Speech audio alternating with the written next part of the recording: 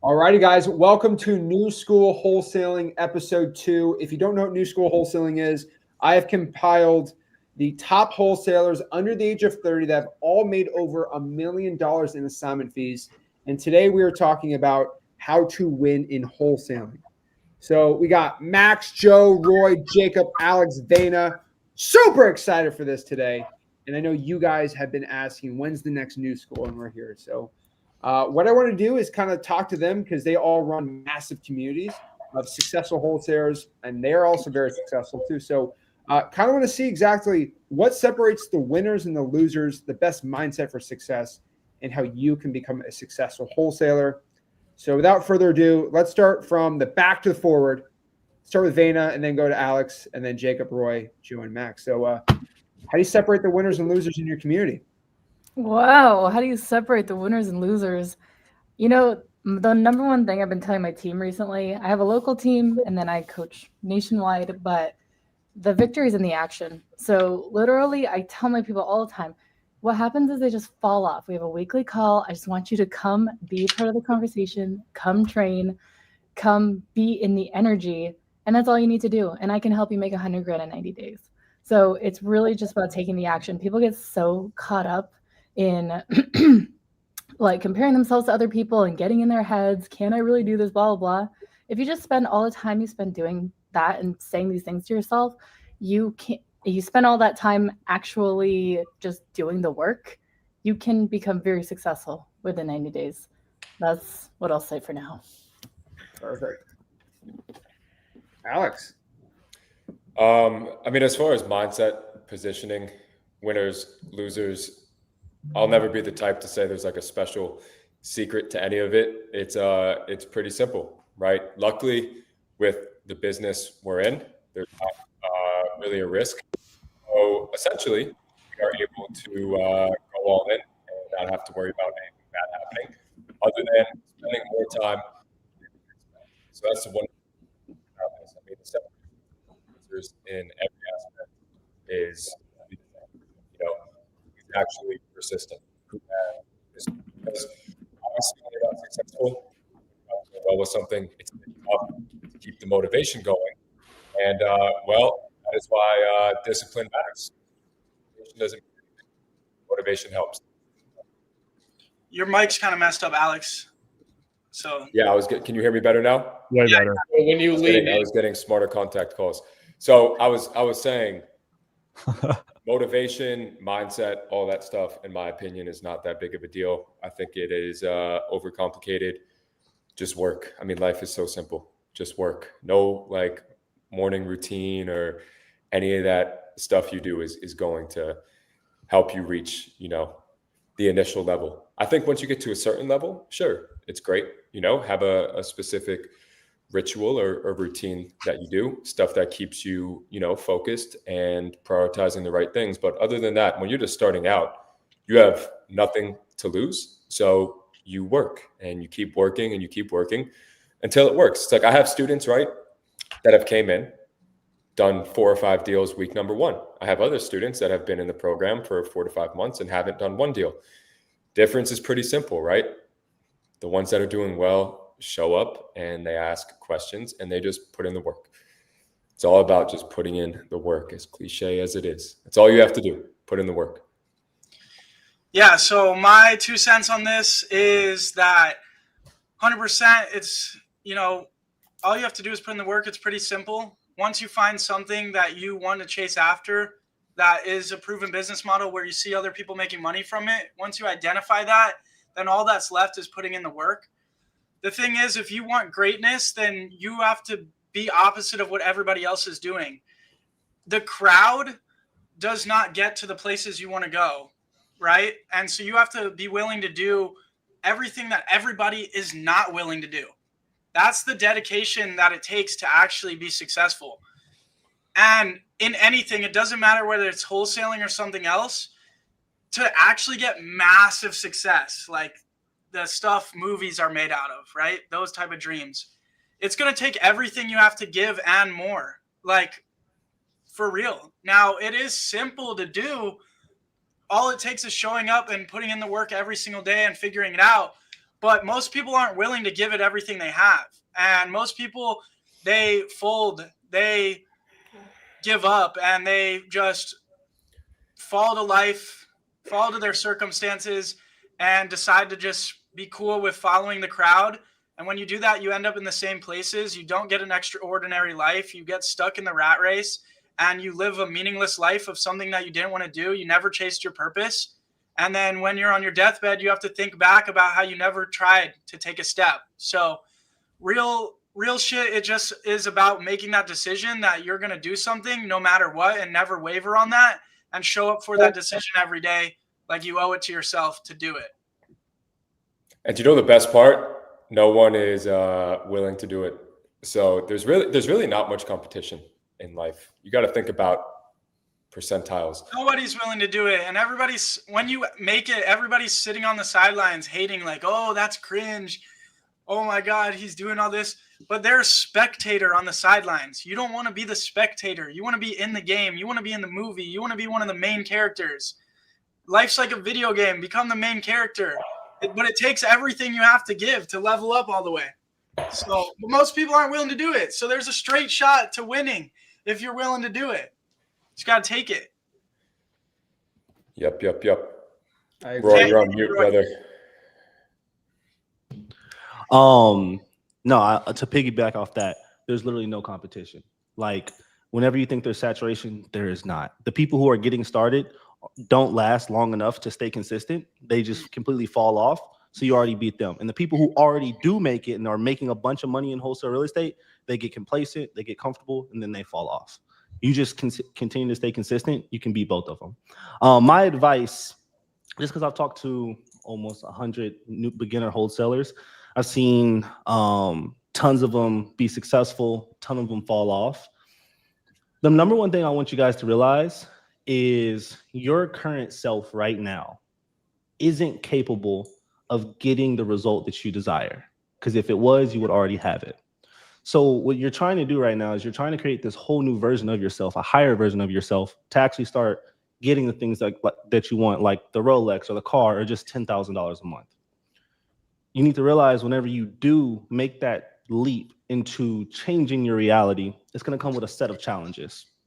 And the thing that separates the people who make it and don't make it is the people who do make it. My clients who have closed went from not knowing anything in wholesale real estate to closing multiple deals, is they were thankful for the challenges, and they saw the challenges and they went all in and said, I'm going to embrace this challenge. I'm going to overcome it. I'm going to get knocked back down, and I'm aware of it, and I'm going to get back up, and I'm going to keep fighting.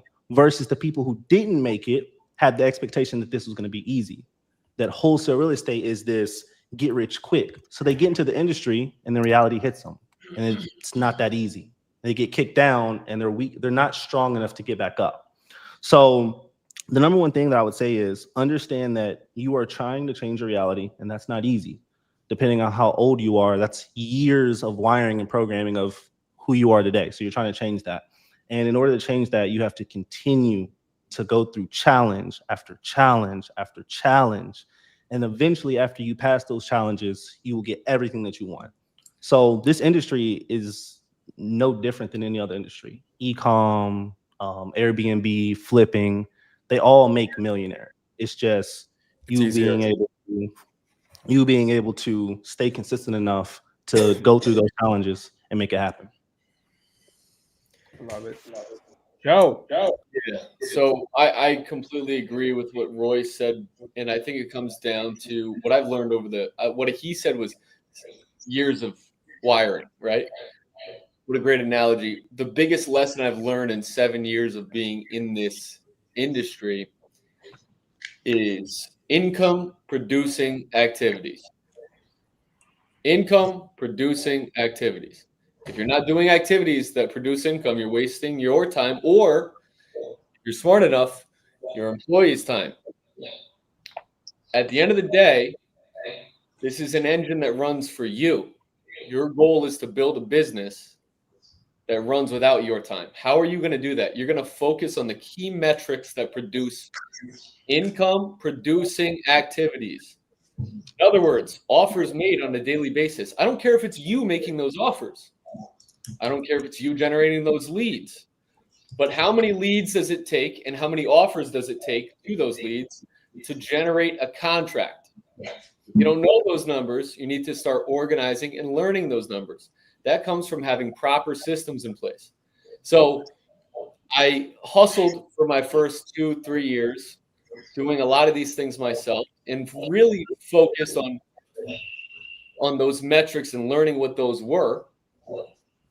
And then being able to delegate those once I understood them well enough to remove my time from the equation and make sure these tasks are being performed properly.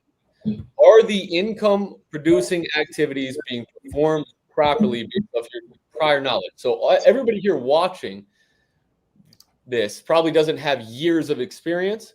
So you're going to start by learning which activities produce the most income, learning those skill sets, and then keeping in mind in the future, you're going to delegate those things so that you can build a well-oiled machine like a Lamborghini engine that runs without you. You just put the gas in and you're fucking flying. Excuse my French.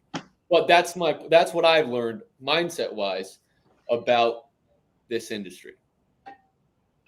I love all the points that everyone's dropping, just putting in the work, but it's just a little bit more than that. Roy was saying like, hey, maybe you need some mentorship. Everyone was dropping some really good points. But guys, one thing I really want to say is wholesaling, it's not a job. It's a business. And if you treat it like a 9-to-5, why would you not expect 9-to-5 results? A lot of you guys are trying to escape having a boss, but your problem is you need to want to become the boss. Guys, it's entrepreneurship at the end of the day. And you can't get entrepreneurial results with like an employee mindset. It just doesn't work. So I have a really simple framework that I use. It's called the R equals R plus R. Easy enough, right? 3 R's. So results for me, and this was what worked for me over the past few years. I went through all the struggles just like all of you. Results is equal to restraint plus reinvesting. Now I know those things may clash, but let me explain. So restraint. Some of you in the chat I've been talking to, you guys are struggling, and something that Zach and I agree on is just locking in for 90 days. And I like to do the 1, 1, 1, 1. So I want you guys to choose one market. I want you guys to choose one marketing strategy. I want you guys to choose one property type. I want you guys to choose one deal type, like cash, creative. Just lock in on one, because restraint is everything. If you say yes to everything, you're going to have nothing. You guys need to learn to say no. I'd like to double down on what Max just said, because that's called shiny object syndrome. And I think it's one of the largest things that entrepreneurs, especially young entrepreneurs watching this channel have, is they're attracted to drop shipping, crypto, stocks, real estate. And they have so many rabbits that they're chasing that they can't catch one. So it's like, we got to get them out of that mindset and focus on one thing, become a master of that. Right. Yeah. And luckily we're in the industry that 90% of millionaires are created. 90. So we all have an advantage. Anybody here watching this, if you're focused on wholesaling, you have an advantage as well. Max, I didn't mean to interrupt you. I just wanted to throw down on extra on what you were saying there. Dude, you're 100% right. Because when I was struggling at wholesaling, it was because I was chasing big multi-family $1 million shiny objects, too many things. So when I became a millionaire wholesaler, guys, it's because I chose Dallas, one market. Then I chose one marketing strategy. For me, that was JVs. Okay. Then I chose one property type, houses. And then I chose one type of deal, cash. I just locked in on those and I did it for 90 days. And then before I knew it, I did over 100 deals. Now I can expand because I have the network, and it's the last R. After, remember guys, it's restraint is equal to results is equal to restraint plus reinvesting. Now, after those 90 days, I had capital to reinvest. And you need to believe in yourself, because this is a whole other problem that I had as an entrepreneur. Is maybe it was just because I grew up, I don't know if I grew up poor, but I was broke poor at some times in my life. And it's always been tough for me to spend money and really reinvest in myself. And I finally, as an entrepreneur, had to break free of that. I had to finally start reinvesting in myself, maybe in a mentorship. Like a lot of us have. Maybe I had to hire employees. I have, right, like many of you, I have 15 employees. I have tens of thousands of dollars in overhead. So then after you get your first deal, guys, then you can reinvest and then that's when you get to the 7 figures. So I'll pass it on to Zach. Yeah. And real quick, Zach, before you go, can I share my screen and show them something real quick? Yeah. I think you're hold on. Yeah. Am I able to share my screen? Yeah. Share your screen. Okay. You should get Focus is the most important guys thing see it? for my success. I just shared it. All right. So this is something that I teach my clients, and I think it's so good. Kind of doubling down on what Max said. I really like the amount of reps that you guys are putting in. Like, go by the 10,000 hour rule. Like, if you do this 1 hour a day for 3 months straight, you'll be not bad. Like, you'll be okay, right? But if you do this for 4 hours a day for 25 days straight, you're still not bad. Once you hit that 10,000 hour, that's when you become the best. So all of us in here, the reason we've closed so many deals or have made the amount we've made in assignment fees is because we're in this 5,000 to 10,000 hour range. And I would argue that everybody here is above 10,000 hours. Everybody has spent more or has made more than 10,000 calls to sellers and have made thousands of offers. So like, whenever you guys are judging yourself like, man, am I doing enough? It just takes time. Keep showing up every single day, and eventually you'll hit that 10,000 hour mark where you are one of the best. I just want to share that real quick.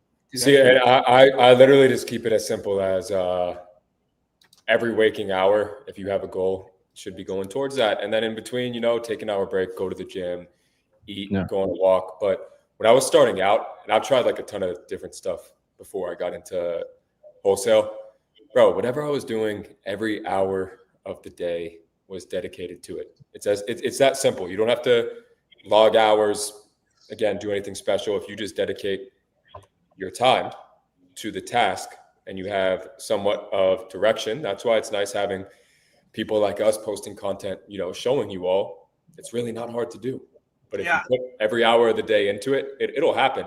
The issue is people don't do that. It's people don't do that. They have a tough week, a tough 2 weeks, and they think that's their reality for the rest of their life instead of getting through the learning curve. Everything is getting through the learning curve.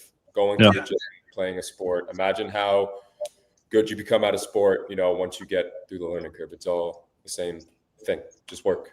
100%. I want to touch on that real quick. When I got started, the first 3 years of me as an entrepreneur, I worked from 8 a.m. to 11 p.m. every single day for 3 years straight. And it was terrible, right? But I loved it because I was invested in the business and I was so excited to get rich and make it happen.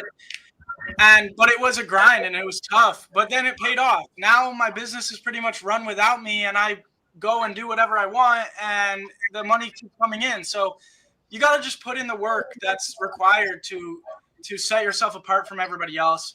And when you do that, the universe, God, whatever you believe in, returns it to you tenfold. It's like a piggy bank. All your efforts that you put in, they come back to you tenfold. And then the focus thing is key. A massive key to my success is focus. I think that's huge, Max, that you pointed that out, because entrepreneurs, a lot of entrepreneurs have a lot of ideas about a lot of different businesses and stuff. Yes. But then they also get into this business and have 5 different marketing channels running, and then that's terrible. But then one of the main things I see people screw up on is they get their first deal from one marketing channel, and then they're like, you know what? Cold calling worked, but I'm not going to do that anymore. This next deal, I'm going to text blast instead.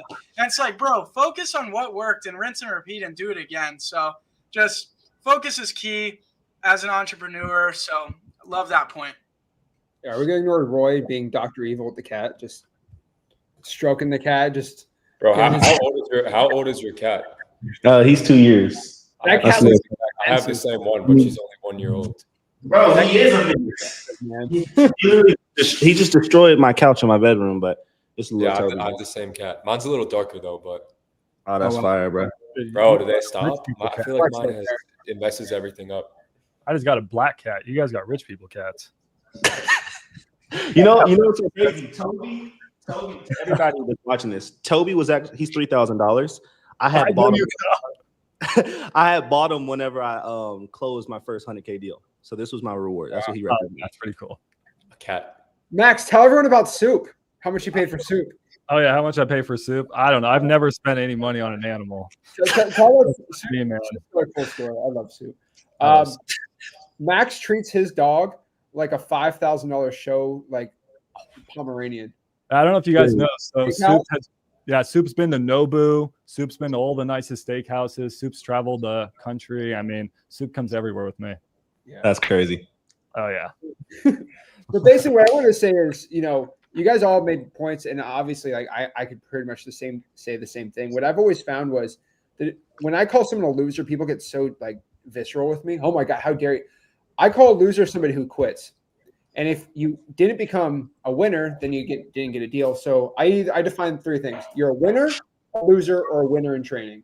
So if you're watching this, you haven't gotten a deal, but you haven't quit, you're a winner in training. You're not a loser, not a winner. You're in like purgatory right now. But you only lose when you quit. I know people have been wholesaling for 11 months, then they finally get their deal. I think we all kind of have people we know like that, and we have people the first 7 days to get a deal, right? But you only lose when you quit, and you're getting closer to those hours like Roy was showing. I thought it was really, really, really cool there. Let me ask a question for someone in here.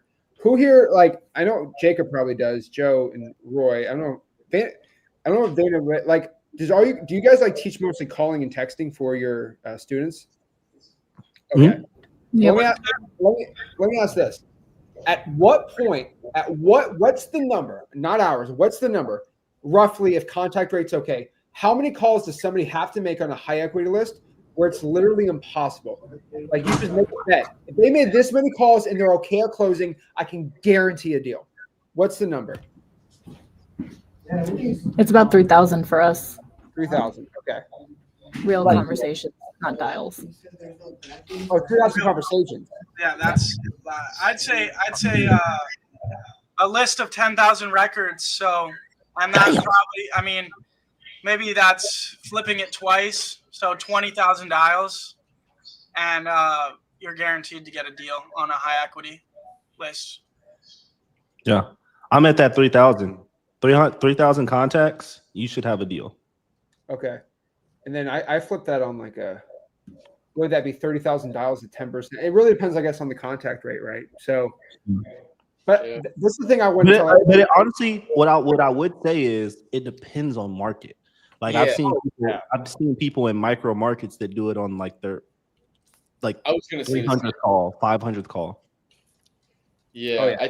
I think so. At the end of the day, for us, we don't track it like that, but that's mainly because we use good English callers, so they just file the phone numbers, they generate the leads for us. But it takes us about 20 leads generated from them to convert that to a deal, and that average deal is 25,000. So that's how we do our metrics. We don't track per phone number how many of those it takes, but maybe we should. We just don't have an expense per phone number, so it's hard to do that. But at the end of the day, what we're talking about is metrics, X amount of leads to contracts. What's that expense? How much is your cost per contract, and are you making money? So I think that's important to focus on. I guess I'm curious, Zach. So texting or cold calling for you is better? It's both. I'm always saying on my end, right? If you can have a system, which some systems have it, where you call them, they don't answer, you text them instantly. You text the people that don't answer the call, because some people are just like, oh, I don't know who that is. You at least text them. I think 90% of people, even if you are a dirty Android guy like Max, they still read the text. Every time I text them, I see the green club. I didn't think anybody else noticed it. I'm sorry. If you just have to bully him to get a. I have an iPhone. Crazy. I'm just not going to give it to you guys. If you guys treat me like this, man. I thought it was with the pirate brand. I thought it went with the pirate brand because it's like old vintage. It's off brand. I really hate this podcast. I really do. But to give everybody something, $5,000 of free software stuff. So we bought some time. But one thing I do want to add with mindset with everything. I think energy comes with mindset. I'm not going to get all foo-foo with it, but I think I've seen every single one of us in here all work out like crazy. I think that's one thing I'll tell you with my energy, that when I feel good about myself, I'm like I feel like energy, like I can close sellers better. I'm just excited about the day. I'm not depressed. And if I have to go like a week or whatever without working out, like I'm like sluggish, sad. And I everyone thinks it's all foo-foo stuff. But like, I legit see my life a lot better working out than anything else. I do want to say this. Underrated. I do want to say though, I worked out like all high school, or like before I was 16. I had worked out for like 3-4 years or I whatever. couldn't tell. And then I started my wholesaling business. I was skinny, but I was in the gym and every day. But dude, I started my wholesaling business. I barely worked out for like 2 years because all I could do was focus on my business. But I will say, once you become successful, to get to the next level, building yourself in the gym and really dialing your health in, that's how you get to the next level for sure. But I would say you could throw the gym away if you're going to work 14-hour days on the business. I would say. Look at Jacob Blank, 17 years old, and look at what Jacob Blank looks like now. Okay. Yeah. See, I was cooked. Confidence is way higher now. I was cooked for sure, but I was focused, bro. Focused. Yeah. You just work out though like crazy now, and you're making enough money. That's why I want to add. I think working out though is the same thing that just helps with your callousing and your discipline. Like I have to, for the last like 6-7 years, I haven't been able to take a week off from the gym. It's just not. I don't know. I'm with you. I'm big on the woo woo stuff, me personally, and I did the thing where I didn't go to the gym for a long time because I was working a lot, but I just ended up like really unhappy and kind of fat. So what I think the gym is though, like the gym is an example of having something that you are committed to that's just for you, and doing that one thing for yourself every day is keeping that promise to yourself, which is building the trust with yourself. Like I think self-image is so important to success. So when you have that integrity with yourself and you say, I'm doing this just because I said I'd do it, just like, you know, when we were all new and we were all cold calling or whatever we were doing, we didn't do it because we wanted to talk to strangers. We did it because we said we would, and that's it. So, you know, you never need motivation. Like we don't need affirmations. We don't need any of the woo-woo crap. Truly, all we need is to commit because we said we did. Like that's. And if you don't respect yourself, no one else will respect you. Exactly. At the end of the day, Especially not your sellers. You have a relationship with yourself. Okay, I'm going to go to the gym today, and you lie to yourself. Okay, you respect yourself a little less. And the less and less you respect yourself, because the less promises you keep to yourself, yes, it's a slippery slope, because now you don't have the respect of others when you can't even respect yourself. And when you do that and then you don't keep the promise to yourself, you tell yourself, oh, I'm a piece of shit. I don't deserve the success anyway, so I'm not even going to work on my business today. No, like literally though, imagine if that is. every time you said you're going to do something, you just did it. That's how simple life is. Like imagine if every time you said you would knock something out, it gets knocked out. Yeah. So simple. You'll just be like, okay, cool. Like I can do anything. Like I trust myself to get it done, because there's people, right? Everyone knows like I mess up too. You know, no one is fully a perfectionist when it comes to knocking out certain tasks. It's like, if I don't knock something out that I know I needed to knock out, my workflow is messed up because I know I'm just not doing my best. How are you going to perform your best if you know you're not doing your best? So it's like, if you need to wake up at this time, do this, this, and this. Imagine if you just did those little things, how much better your mental clarity, your aura, everything would just feel. Confidence, bro. It's just so simple. Confidence is what, you know, they always say this, keeping your promises to yourself. How could you be confident if you say, I'm going to do this. This is what I'm going to do today. And you sit on your ass and you don't do it. Like what? No, you can't. Yeah. It's not possible. It's not possible to have a good mindset if you're not doing what you're supposed to do. You won't feel good. If you guys are going to the gym, what it does for you is whenever you hit that gym or that workout, it produces serotonin. Whenever you raise your heart rate, that serotonin gives you that natural energy, that kind of like that. It's like a happiness chemical for you to show up to the phones smiling with a positive energy to talk to these sellers. And that's exactly what they want to talk, who they want to talk to. So before all my calls, what I would do is I would go hit a run, or like if you like see like the really rich people, they have like trampolines in their offices. They'll jump on the trampoline to raise their heart rate, or just hit a simple workout right before you get on the phones. And you'll just have that natural energy and just that enthusiasm to really start closing and talking to these sellers. And to tie this back into wholesaling, because this is a really, really solid point, is when you are actually enjoying the process of the work, people can sense that on you. If you're not having a genuine joy in speaking to that seller, they're going to sense that you don't want to be there, and then they're not going to want to be there, right? Yeah. Versus if you can actually feel the challenge and the fun of the game while speaking to that seller, it's contagious. Are you guys nice to sellers? Are we Yeah, nice? 100%. Brother, my whole job is to help them. Of course, I've never asked a seller how their day has been before.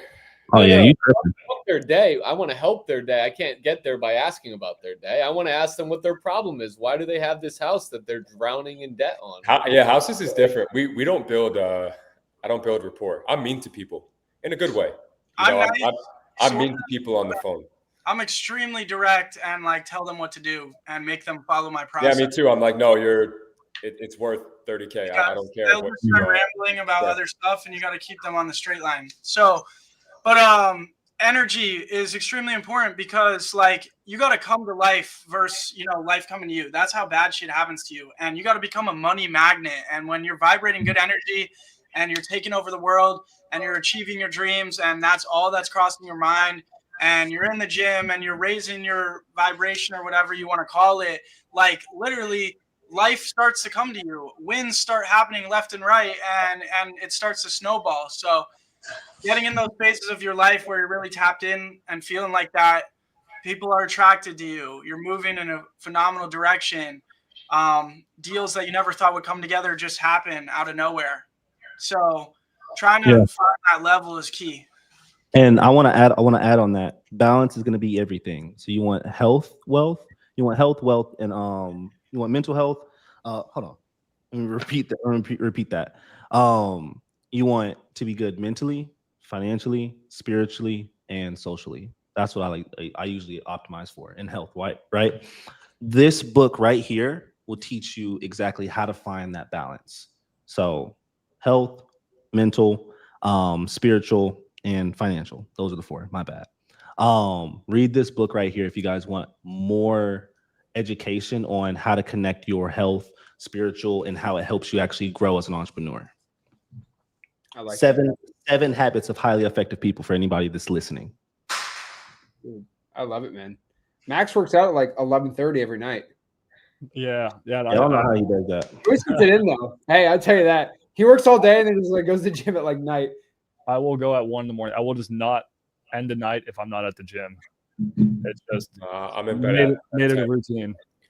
I'm going to stick to my routines because it's really similar to like what Alex and everyone was saying. Like, if I can't make the routine of going to the gym, which is like a few minutes away and it's super easy, I'm not going to make the routine of doing everything else I need to do. And go in the morning. Honestly, I used to, but now work is a priority, unfortunately, for me. So it used to be, but I will say that I get some of my best thoughts at the gym. So all of my most creative ideas actually come when I'm at the gym and I'm alone there at like midnight or just thinking and just me and the weights. So if you guys are ever stuck, just go to the gym. I'm telling you, just working out, going on a run, you'll get a lot of good ideas. I'm in the gym 4 or 5 days a week, no matter what. But from 16 to 18, the only priority I had was getting rich as possible, as fast as possible. I cared about nothing else. It was the only thing I was going to do. It was the only thing I was going to spend every waking hour on was getting rich for 2 years. Literally did nothing else. So that's great, man. Didn't see my friends. Like, there's a lot of sacrifices that have to happen to really get to where you want to be. Sometimes you got to sacrifice the stuff you like to do, the friends, the hanging out, the gym, your health. Like, it happens, but that's part of it, man. And I'm sure all of you agree you've had to sacrifice a lot of things, a lot of relationships. You know, the list goes on and on to get to where you've been, because you can't have the life you want without giving up your old life. You can't become who you want to be without giving up your old self. And sometimes there's a transformative stage of that where you are only focused. You literally only do the one thing that's going to get you to the place where you have way more options to grow and build your life. So, yeah, hustle culture is a little crazy, though. I'm not going to tell you if this is different advice for different people. If you're a guy and you're married to your wife and you have 2 kids, don't do that. He's talking about when you're 17, 18. It's a lot different. One thing I'll tell you about mental health is one thing I learned was when I got out of college, all my other buddies went Goldman Sachs, crazy hedge fund, work 18 hours a day.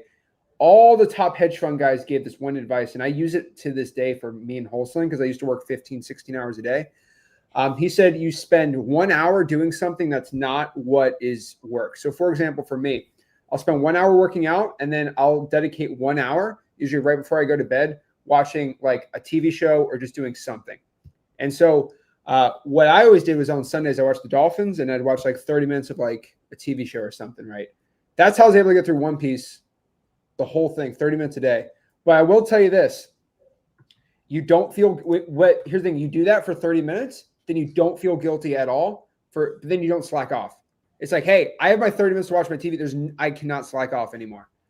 And that makes me like 2 hours off, 14 hours on. But that's kind of what I've done just to keep going. I mean, I don't have an off switch. So I have to. Yeah, I don't know what it is for me. When I do stuff like that, it like throws me off. Like I feel like when I get dopamine from like anything other than like making money, I just get thrown off. Like I started playing like video games and stuff, because I had like, I was like, damn, I need a break. But then when you start doing that stuff, that's like where your excitement and your dopamine comes from, and it's not good. Like you have to, if you want to have fun, go to the gym, go on a walk, or go to dinner. I can't watch TV, man. I love the video game analogy because, dude, I always wondered like, why are people playing GTA rather than just like living GTA? Like, get every car. Don't you play video games in your little Sprinter van, brother? Call of Duty, dude, a little Forza, you know what I mean? But then we go into those cars that we're playing in. Yeah. I mean, like it's a little more. You can take the Sprinter van to the Lamborghini and then go drive. You know what I mean? Watch out for shiny object syndrome. But you just go to Lamborghini Aventador real quick and just no. But like you got rich before you bought it. I'm just saying. I thought it was funny. If you're over 16, you shouldn't be playing video games no more. Like, dude, I play video games. I could get me on a competitive shooter at night to like take out all my stress and reconnect with the boys, dude. Dude, I got no wrong with a little Call of Duty. I got this back here with this, Maybe you're playing for an hour or two, but I mean, I'm not on their old time. Guys that are 18 years old playing all day long, like, dude, how are you? And then they wonder why they're upset and hate their life. It's like, it's crazy. All the gamers end up getting rich though. I feel like some do. Like the past gamers, obviously they're no longer. Oh gamers. Yeah, a lot less people that got rich gaming than people that found out about wholesaling and actually tried to wholesale. So if you're on this, watching this podcast, the right thing is wholesaling. There's so many people getting rich doing it. There's so many people doing their first deal, making $20,000 in 30 days. It's not impossible. We all put our pants on the same way, one leg at a time too. None of us are different. We're not so smart. Like anybody can do this too. So that's the thing too. You need to kill the limiting beliefs and know that in this life you can get everything you want. And like manifestation is real too. Like everything I wrote out and everything I wrote on my whiteboard and everything I dreamed of has become a reality in my life. What you think about manifests into your life. So sometimes you just need to grab a notebook and a pen, man, and do some deep thinking about what you really want your life to look like. Like, have you ever sat with yourself and asked that question? Where do I want to be? What do I want to do? How much money do I want to make? Like, these are questions as you're becoming a man and becoming a woman and growing up that you need to be asking yourself. Most people float through life never asking these questions, and that's why they end up where they don't want to be. They never planned where they wanted to go. Yeah. And honestly, to make it even simpler for you guys, if you guys want to have a work-life balance, just understand how many hours you need to put into your business and put it into your calendar. I actually got this from following Dana. You had posted a story and you're just like, if it's not in the schedule, it's not going to get done. So you put everything in your schedule. And I was like, that's fucking genius. I don't know why I didn't think about that. So now I put everything in my schedule and I block out every single little part of my day, not in a way where I'm like a robot and then like at this time I have to do this, but in a way where I have blocks and I know I can work towards growing my business at this time. And from this time, I'm taking time for myself. Zach, I have a question for the panel, if it's okay if I ask. Yeah, I think dude, it'll mindset as well. the calendar looks like a Christmas I need tree. to know your schedule. Because by the way, It's- everybody in here, Zach says post every single day and live stream. And I'm looking at my calendar. I'm like, where the fuck do I put that? All right, Sorry let me for say my- this. There's put only that. one other person on here that took me up on that advice, and their views are up like 1,000,000%. Did anybody in here's views up 1,000,000% over the past 2 months? I don't know. It didn't, not a million, but enough. Anyone in here's up like 300% on their YouTube channel? Oh, I guess one guy took my advice. I got to calculate. I'll just be honest. I did take his advice. My YouTube subscribers doubled in pretty much 2 months, and I went from 1 to 50,000 on Instagram. So Can I have that advice too? What was the Yeah, advice? I need that advice. I was it? texted Bro, everyone- Max, you're blowing texted up, bro. my advice, and I'm going to say it recorded. In the If you Instagram, post more, people know you more. Like, for example, I told Max, I said, Max, you're pretty good at closing sellers, even though you're not known as a closing guy. Why don't you go live and just start closing sellers? And then Jimmy went on the phone, and it took him forever to close them, but he still closed them. hey, I bought that house. Yeah. And so, hey, the invite's open for everyone. Me and Max went live for 5 hours, and we closed, I think, 8 deals between the both of us. People want to see real stuff, man. And so my schedule is time blocked like crazy. I spend all day working except 2 hours. No, actually 3 or 4 now. I don't get my personal life, but basically 1 hour doing nothing that's not workout, 1 working out, and then I like 2 or 3 extra free time, and then I just work all day. Yeah, every single rich person I know has their Google Calendar blocked out. So like, Disgusting. I just copy I just copy what rich people do. If they go to the gym at 4 a.m., fuck it, I'm there. I'll tell you this, Roy. I have a lot of employees under me. I have managers for my managers, and so I wouldn't try to be like me, because you have to. Like that. I'll tell Of you course, this. I'm saying everybody should have a Google Calendar 100%. Oh, it's a must for me. It's necessary. What I love about this is we're all so different because I'm at the gym at like 12 at night, 1 in the I morning. don't know how you do it, bro. Calendar is always 100% empty. And the moment I have one thing on my calendar, I have a panic attack that day. And I think it has something to do with back being in school or something. I just hated having a calendar with classes. That's literally the reason why I started becoming an entrepreneur, because I didn't want anything on my calendar. So like my problem is not working. Like I work all the time, every day. Like I can't shut off. My girlfriend gets pissed off at me because that's like all I do is work, and talk work.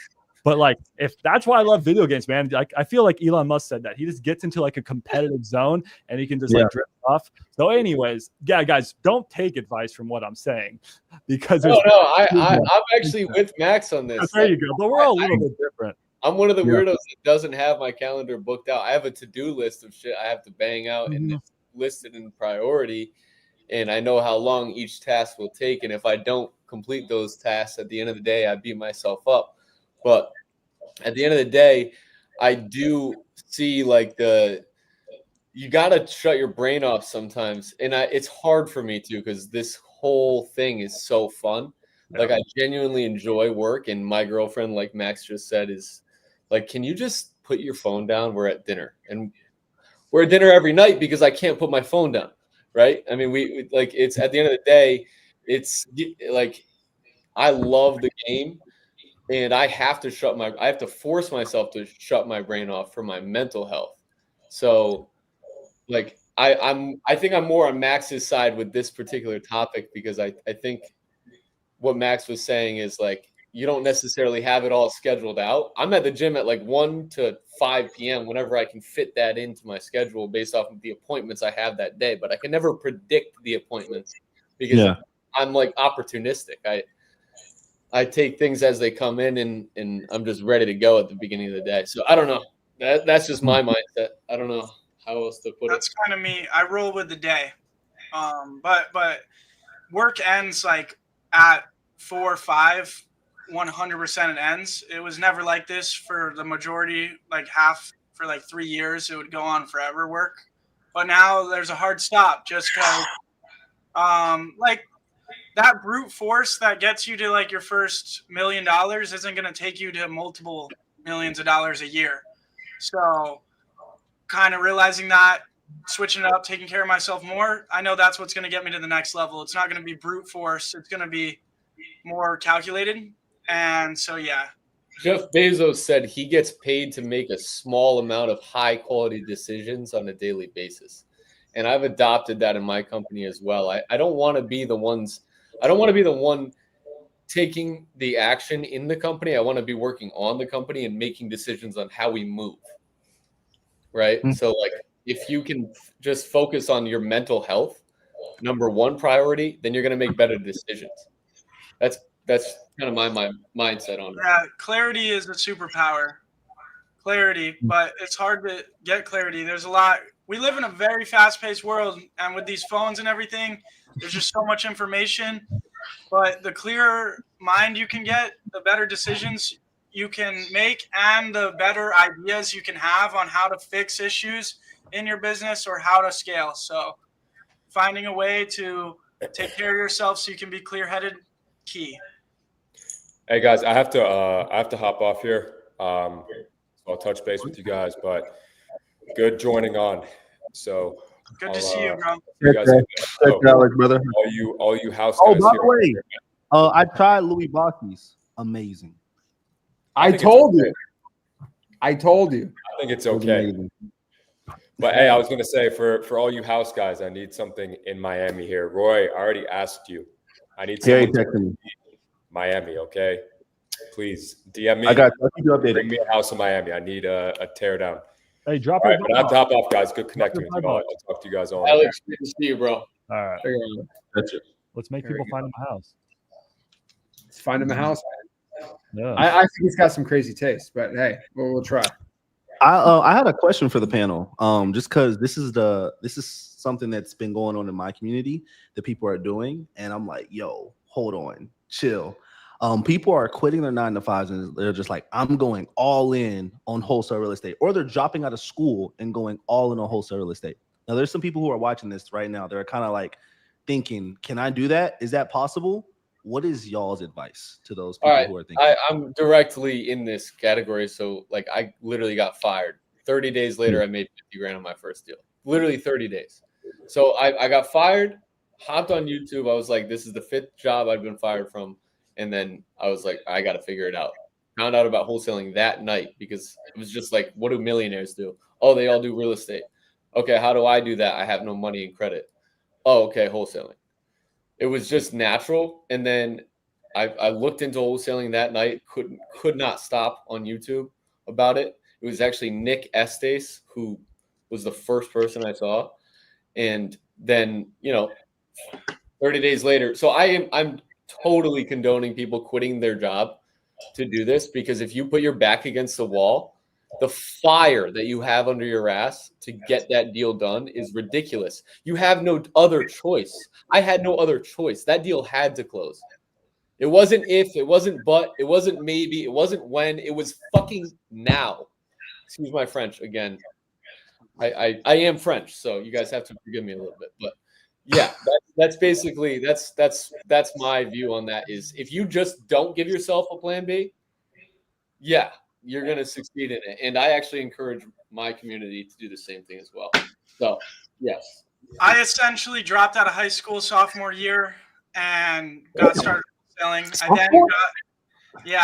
So I was 16. I then did pick up online school called Hope Online. It was for kids that needed hope. I didn't necessarily need hope, but I wanted the easiest one out there, and it was. So I did graduate high school, but I essentially was done with school, hated it, and was all in on wholesaling. If you have a family and kids, maybe don't quit your 9 to 5. But look, like, if you try wholesaling and it doesn't work out, how much worse can your life really get than the position it's in right now if you don't like it? Ask yourself that question, and then either something terrible is going to happen. You're going to get to the root of the answer, and you're going to find that, look, if I quit everything I'm doing right now and go all in on wholesaling, the world's not going to end if it doesn't work out. So then the only answer you're going to be led to is, yes, I should quit what I'm doing. I should stop everything and go all in on this. So that's what I'd say for that. I'd say yes, do it if you have the freedom to. And most people do. Like, most people are so trapped by their environment and trapped by everybody around them's opinions. Like my mom wants me to go to college, my dad wants me to go to college, like et cetera, and they just are so confined by what everybody else thinks that they never actually listen to themselves and what they want and follow their dreams. They're just living other people's desires out versus their own, and you don't want to see that the end result of that, it ends up being an unfulfilling thing. And so go for it with everything you got. Yeah, it's interesting because I have a bit of a different background than most wholesalers. I went to college and I got my master's, but I don't use it. I'm not trying to flex on it. If anything, it's an anti-flex because it was a big waste of money. I think of all the money I spent on my MBA to make my mom happy. I'm like, oh my God, that's so many leads. I could have made so much money. That's my problem. But my recommendation is, I think for most people, what Joe and Jacob are saying is right. I'm a very anxious person, though. I'll just put that out there. And I need stability or else I literally can't function. So just personally, if you're like me, maybe save up like a 90-day runway, because if you can't get your first deal in 90 days, if you absolutely just lock in on what we talked about, the 1-1-1-1, choose one market, choose one strategy, choose one deal type, choose one property type.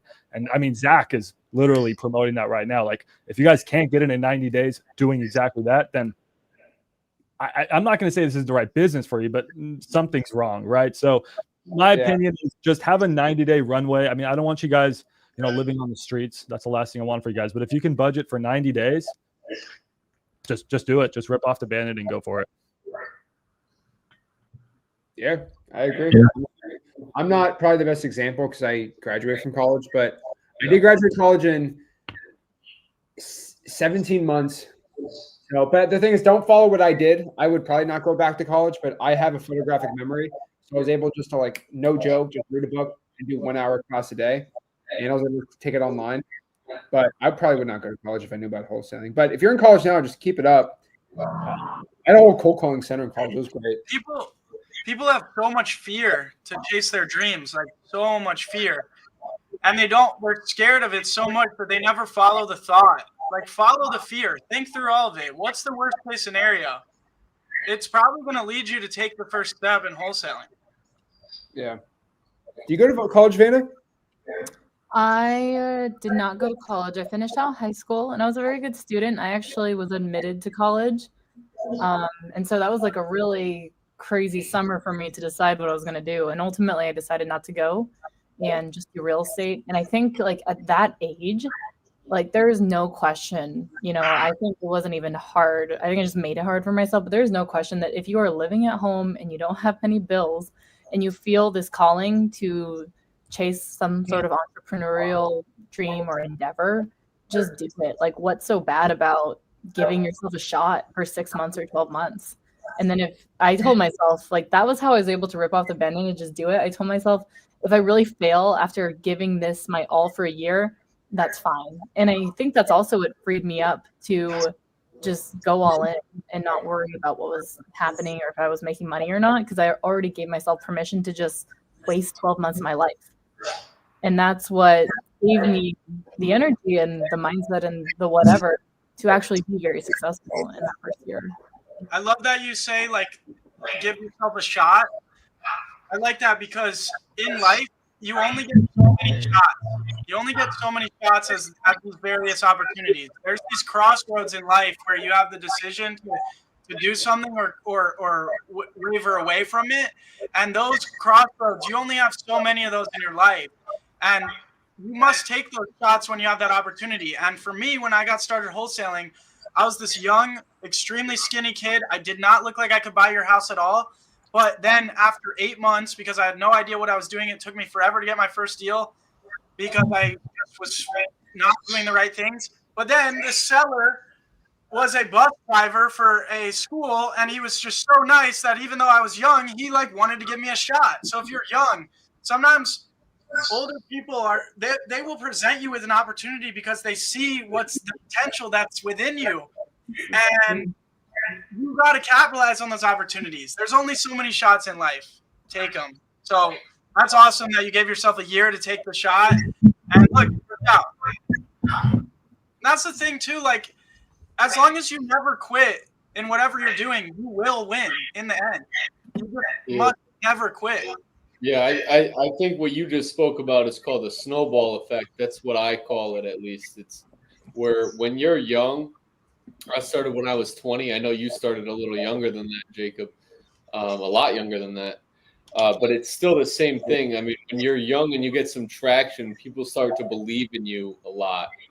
And it really helps create a snowball effect and momentum. 100%. When I started to really take off, because I was so young, everybody that was massively successful in the started pouring into me with all this mentorship. It was all free. They wanted to pour into me. Why? What do I have to offer you? Nothing. I'm this 17-year-old kid. Dude, that was life-changing. So, yeah, if you're young, I 100% agree with what you said, man. Like, people just start pouring into you, and it starts to snowball. Yeah. Another question I have for you guys. Is that I don't mean to take over, but this is a question I think that will help a lot of people that are watching this right now. This is all of our podcasts. I think we got to remember that we're talking to ourselves 3-4 years ago, right? And I want the question I'd have for everybody on the panel, and I'll start off by answering. But the question would be: remember that one time you were doing wholesaling and it just got super hard. Every deal fell through. Things in life were happening. Breakup, parents tripping, all that. Like it was like a living hell. And you just had to push through. What advice would you give that version of you, whether it's 2-3 years ago, to get through that time? I want to start real quick just so you guys can go around it. Yeah. Yeah, I mean, I would I could say- say on my end. I've never.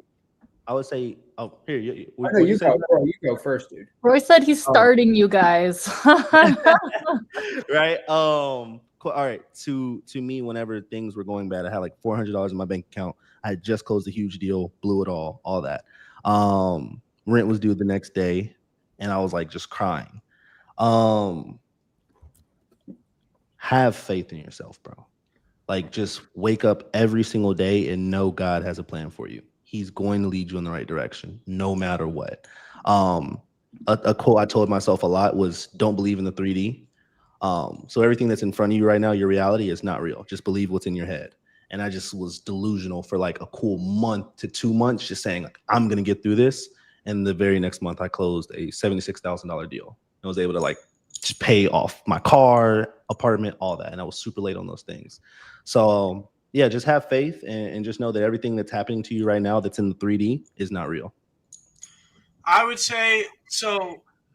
Dedication is like a promise to yourself that you make. And like, I wasn't one to break a promise that I made to myself. So I was so dedicated that I was literally like, I'd wake up after a few months into it and I would think like, I'm going to die trying. Like, this is the only thing, I'm going to be successful no matter what. So the first 6 months where I wasn't getting a deal, I wasn't upset and I wasn't really struggling because I felt I was gaining traction. I was having more conversations. I was making more offers and things were starting to get closer to a deal.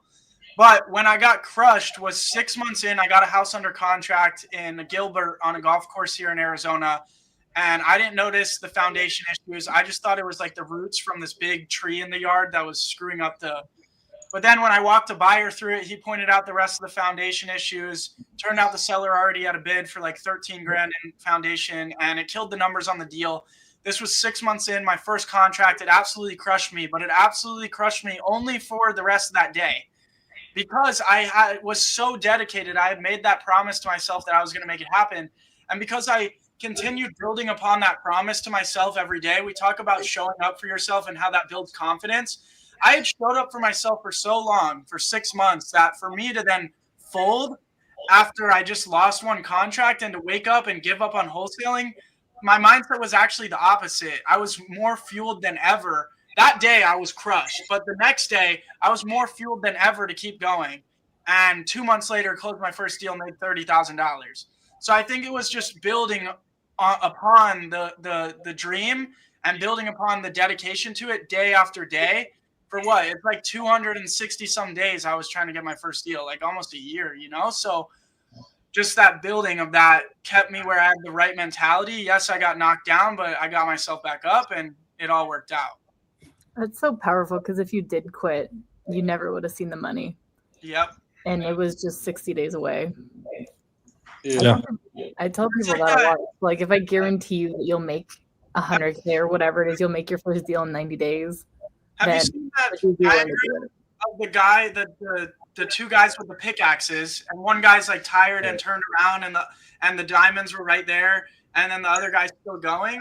That's literally how it works. You never know when you're going to get a deal. So We say that about going to the casino too. Yeah, to just double down on that, your time is coming.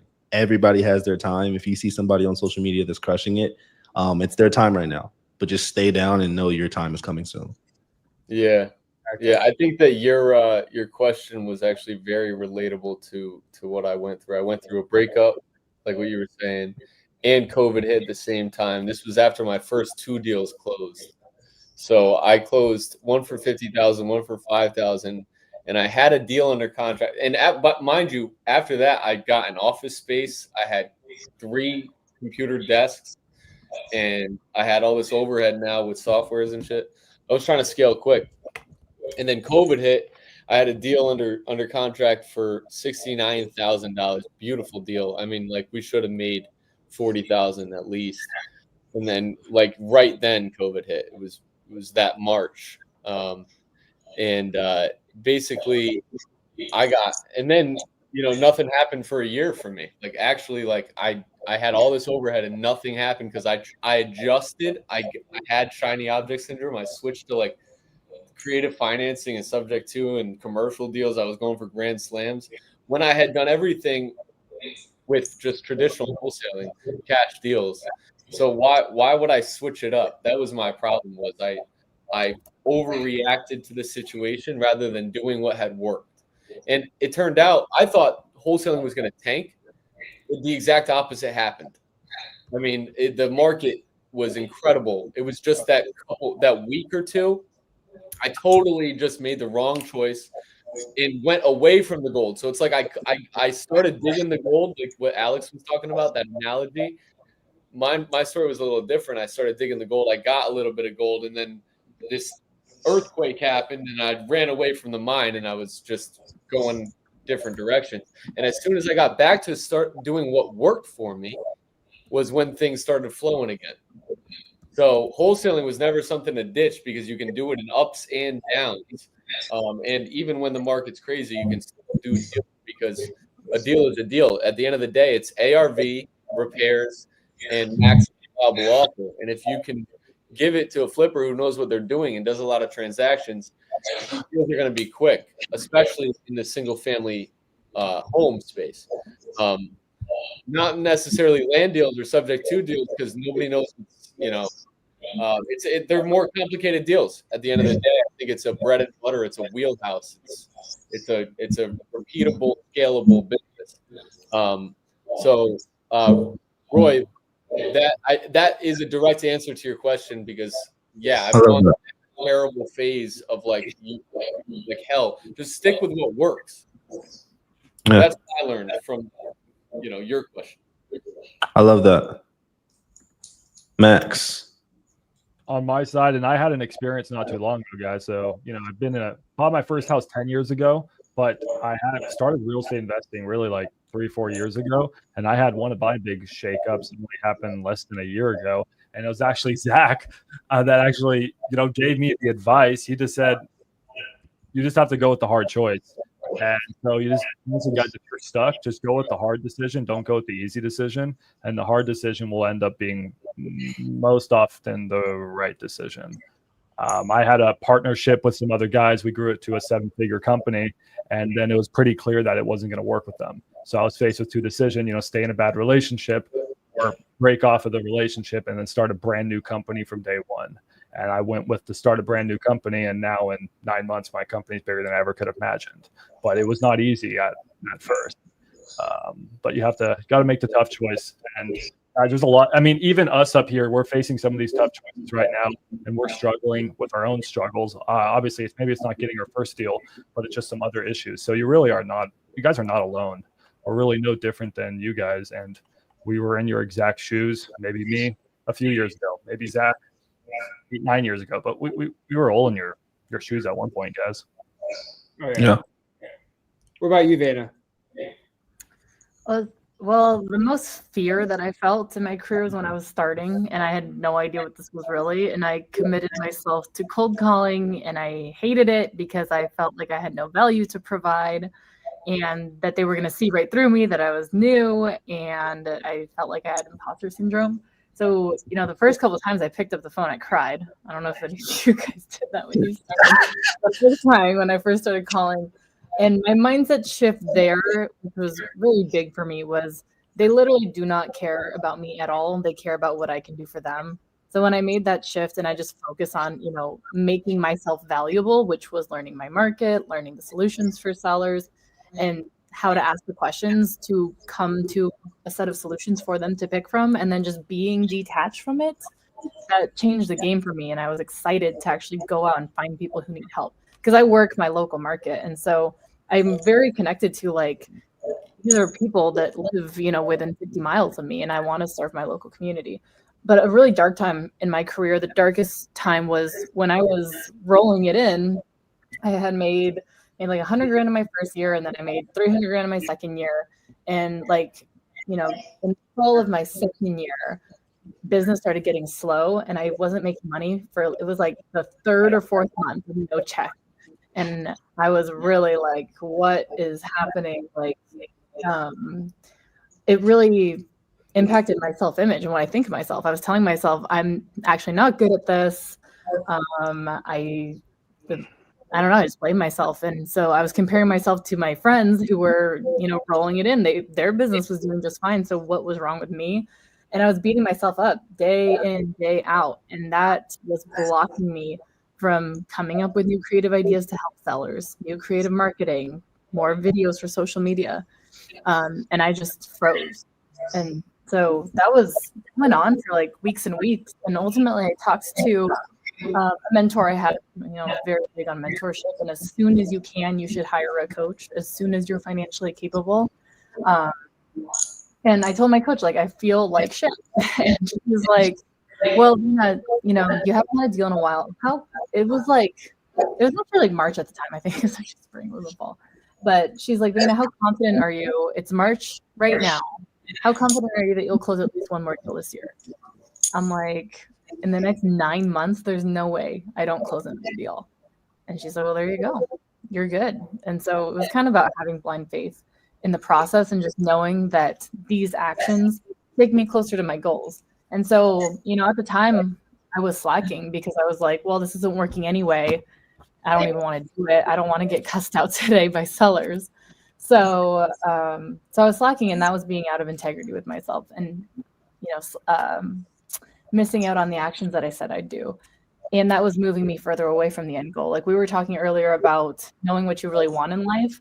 I also believe in, really evaluating your actions. That's why I believe in the schedule so much, is being able to look at what you're doing day in and day out and evaluate whether that's actually taking you where you want to go. Because if you're doing a bunch of shit that's moving you further away from your goal, you're just going to be unhappy.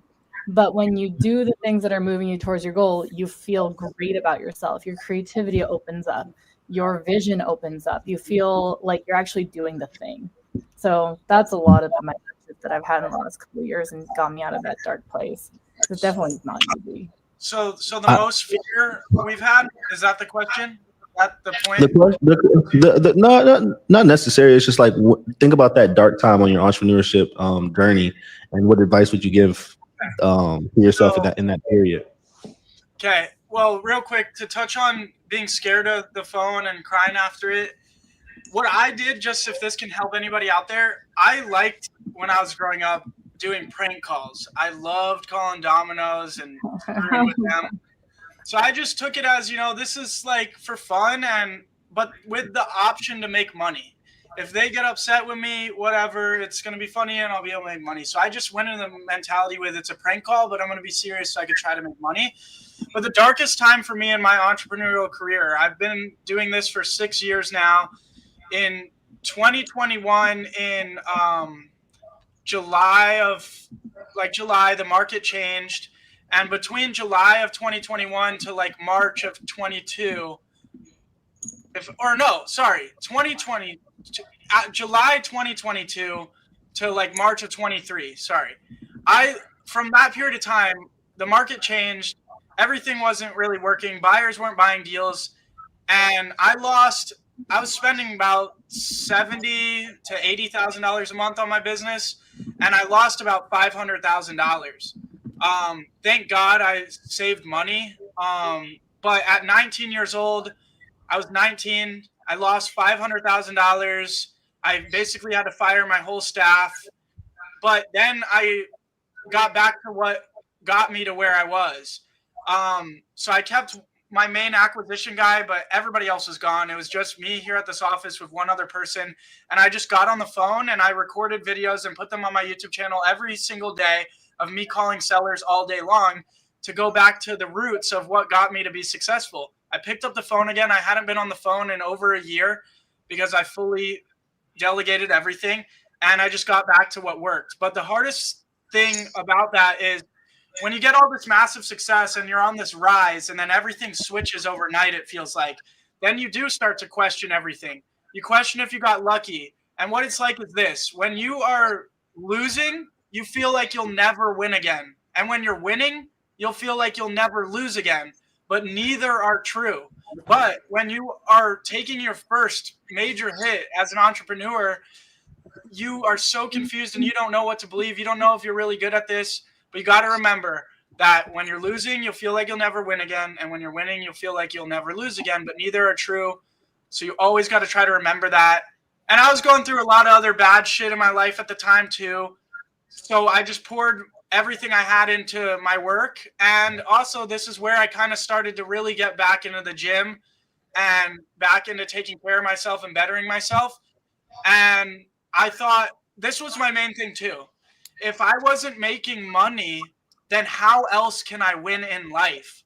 So every vice I had in my life eliminated. And then I tried to better myself physically and in every way possible. So like sometimes you're not going to win in the money game. Like sometimes you're not going to win in the money game.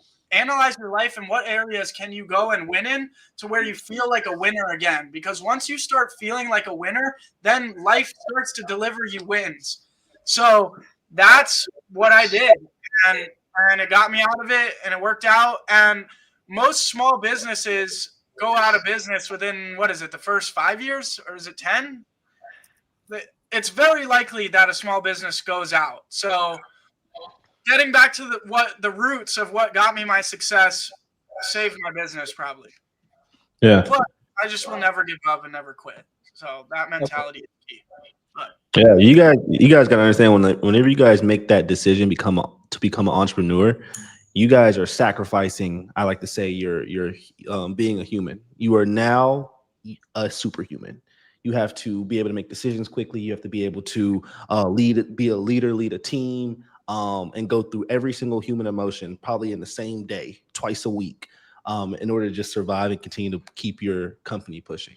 And it's hard. It's really, really hard. Like I know you guys see the Lambos and the watches and the clothes and the vacations, and it's fun. Like it's so cool. But that first year, whenever you are trying to get your first 100K, it's so hard mentally. Like remember, it's you versus you, and one of you guys have to die. I got to head out for the night, guys. But Zach, again, thank you so much. Good to see everybody, and appreciate this. I'll be here next month. Excited to keep doing this. All right.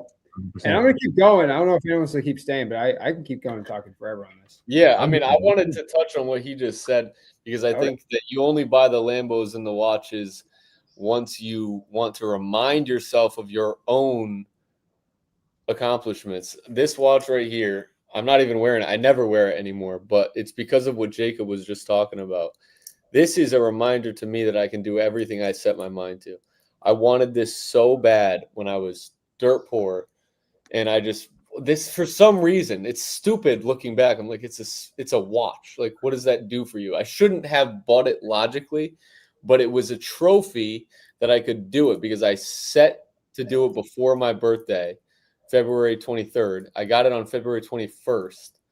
And it was a goal that I had to accomplish. And I just did everything I could to do it. Right. And it didn't make any logical sense. Like I said, I wasn't swimming in money. I shouldn't have been buying a Rolex, but it was a reminder. And every time I see it, I'm like, okay, I can make it through anything.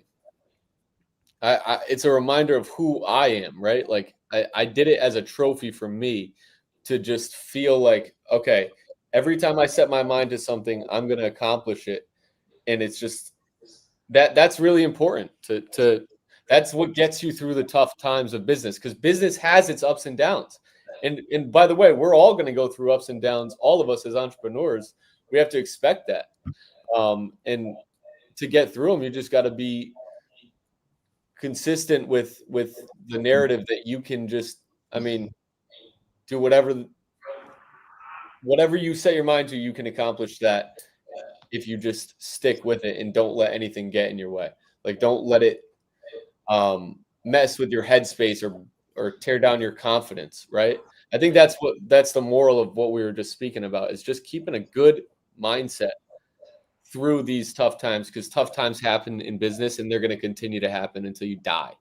That's just what business is. Ups and downs, ups and downs. It's a roller coaster, but can you stay level-headed the whole time? Yeah. And be grateful on your journey.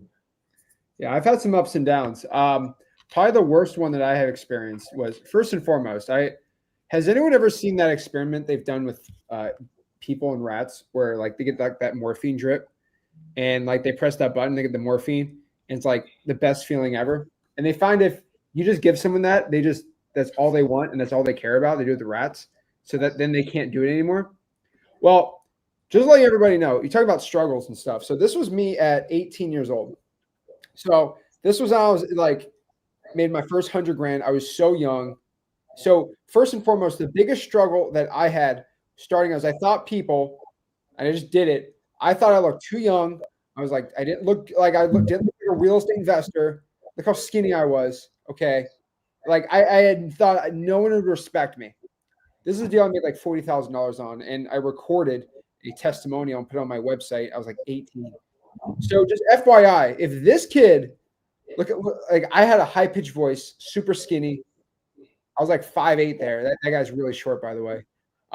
If he could go out here, no, I was like 5'10". But like if he can go out here and do deals, you can definitely do it too. My personal biggest struggle was in 2023 when they started raising interest rates. I had no idea what was going to happen in the market.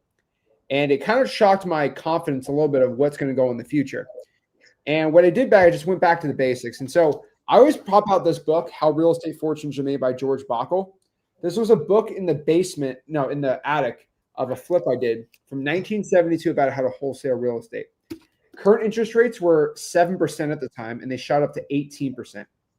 Then I went back and I read this from my dad's library, Successful Real Estate Investing in the 90s. This is from a guy, his name was Peter G. Miller. He wholesaled real estate throughout the 70s and 80s. Do you know what the interest rates were? They were 18%. And so I said, if we're about to go from an environment of 3% interest rates on mortgages to 7%, and this guy could handle from 7 to 18, let me see what he was doing, and I can do the same thing. And you know what this guy talks about success real estate investing? He all talked about creative finance, amortizations, and knowing how to be double down on marketing in the 90s.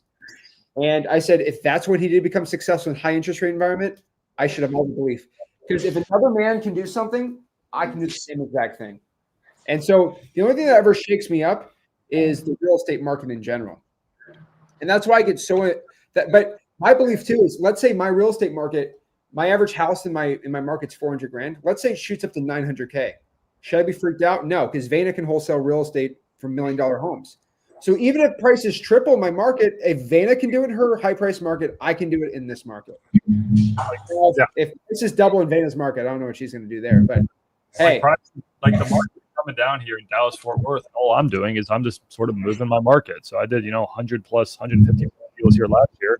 I'm doing most of my deals virtually.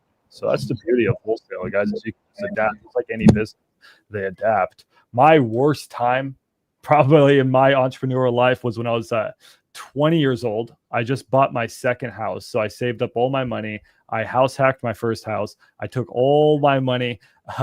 So it wasn't paying for my school. It doesn't matter. I put it into a second house, bought the house, and then the seller lied on their seller disclosure notice. I didn't know anything about real estate at the time, guys. To tell you how you can luck into things, I bought my second house without knowing what title was. I didn't know what a title company was. I didn't understand interest rates. I didn't know anything. I just bought a house. Anyways, turns out the house had a ton of issues, and the house started to flood because there was foundation problems. It was raining. It was a nightmare. I ended up going negative on my bank account. And that's when I was the brokest I've ever been. And I'm so happy that happened to me, because now I'm a very, very conservative person in my finances. I have a hard time spending money on anything. But when I was at that time, I think really two things. One, I don't know. I didn't really feel bad for myself. Maybe I'm just lucky. Maybe it's because like my family history and they've been through so much, or I just know of some other people that have been through so much, and I just feel so blessed. I was like, okay, I guess I got to get a job.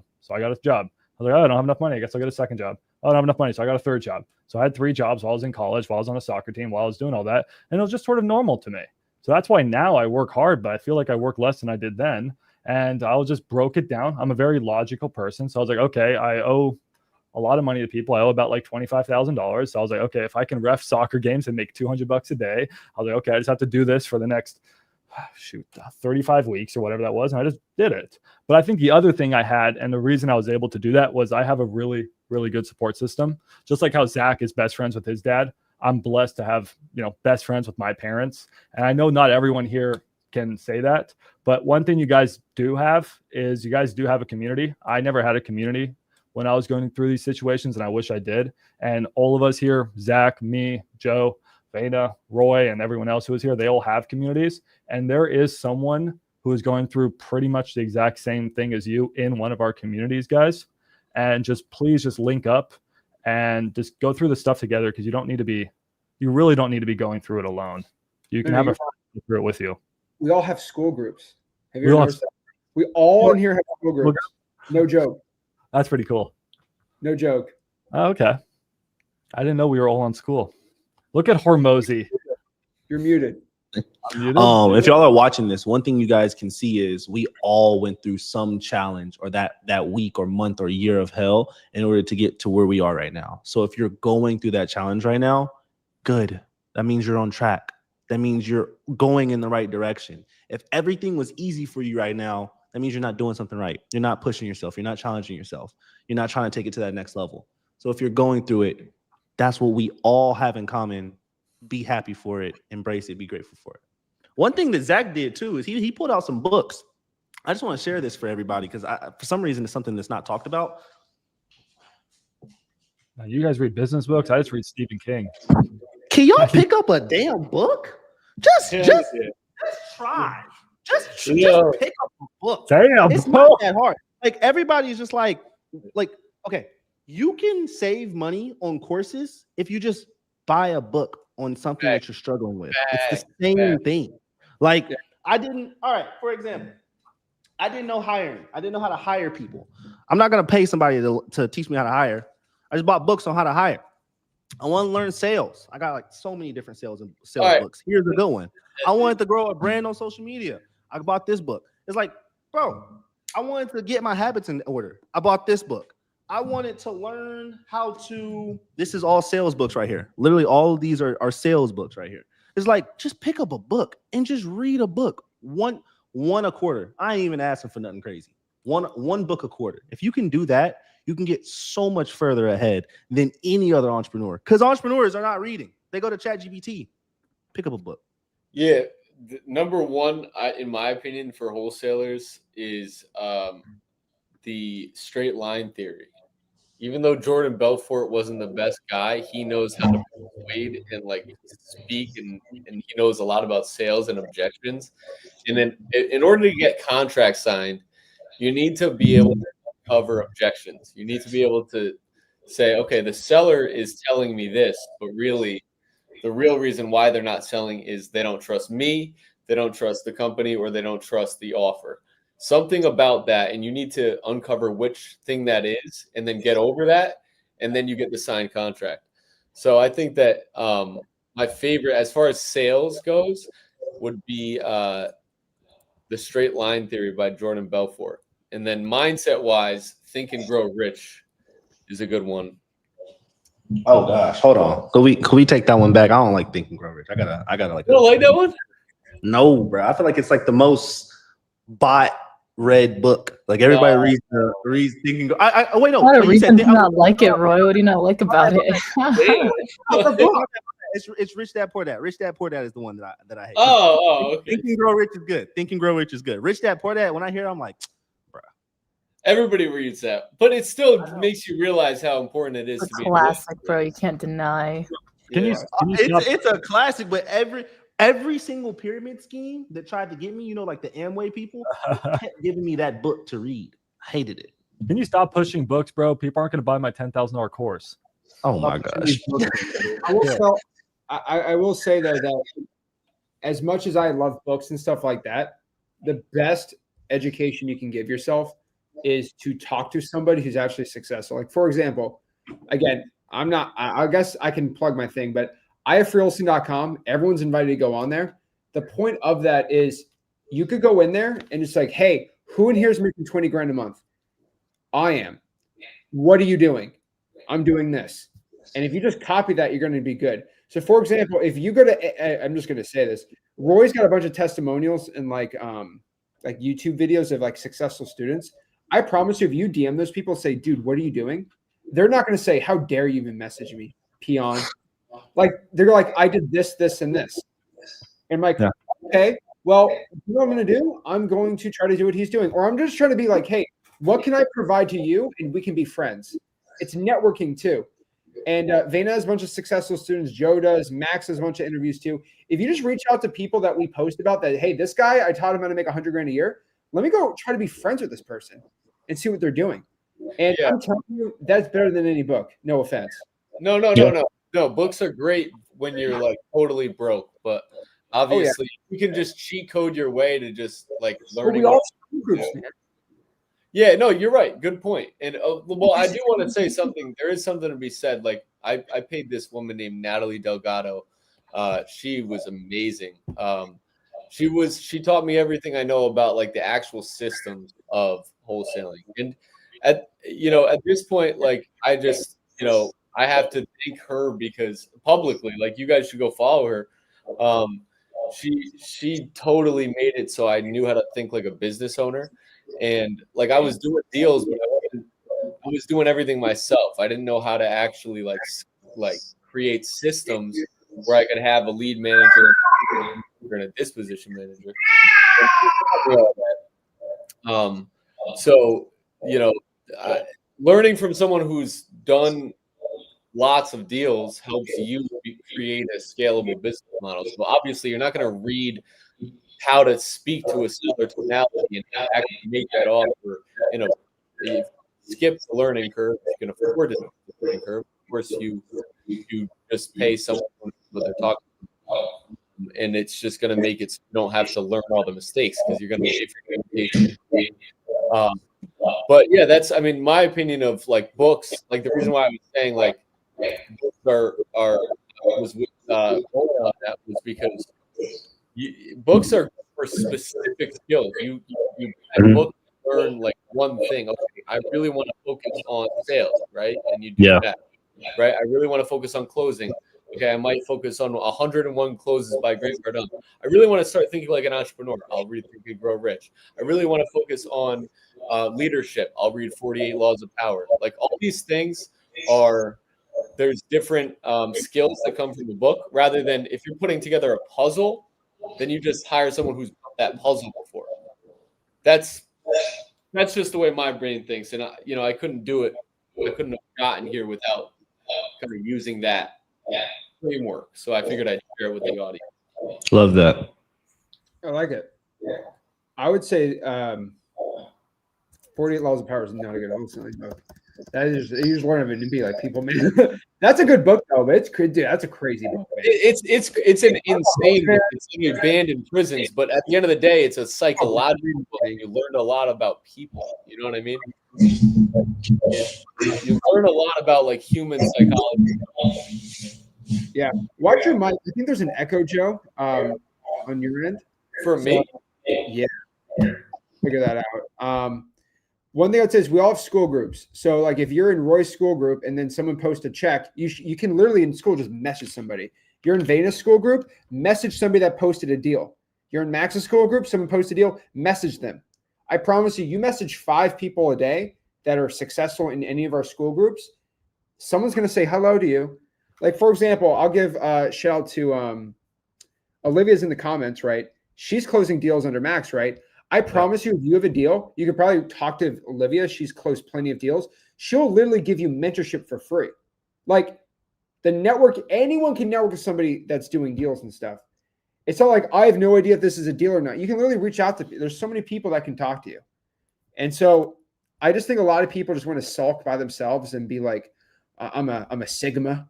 You know, those guys, I don't know if you've ever seen those, like, I'm a Sigma man. Like, dude, get out of here. I'm a lone wolf. Like, stop. Okay. Like, stop. It's so cringe. Like, reach out to other people that are successful. And the one thing I found is it creates, it creates the buzzword confidence.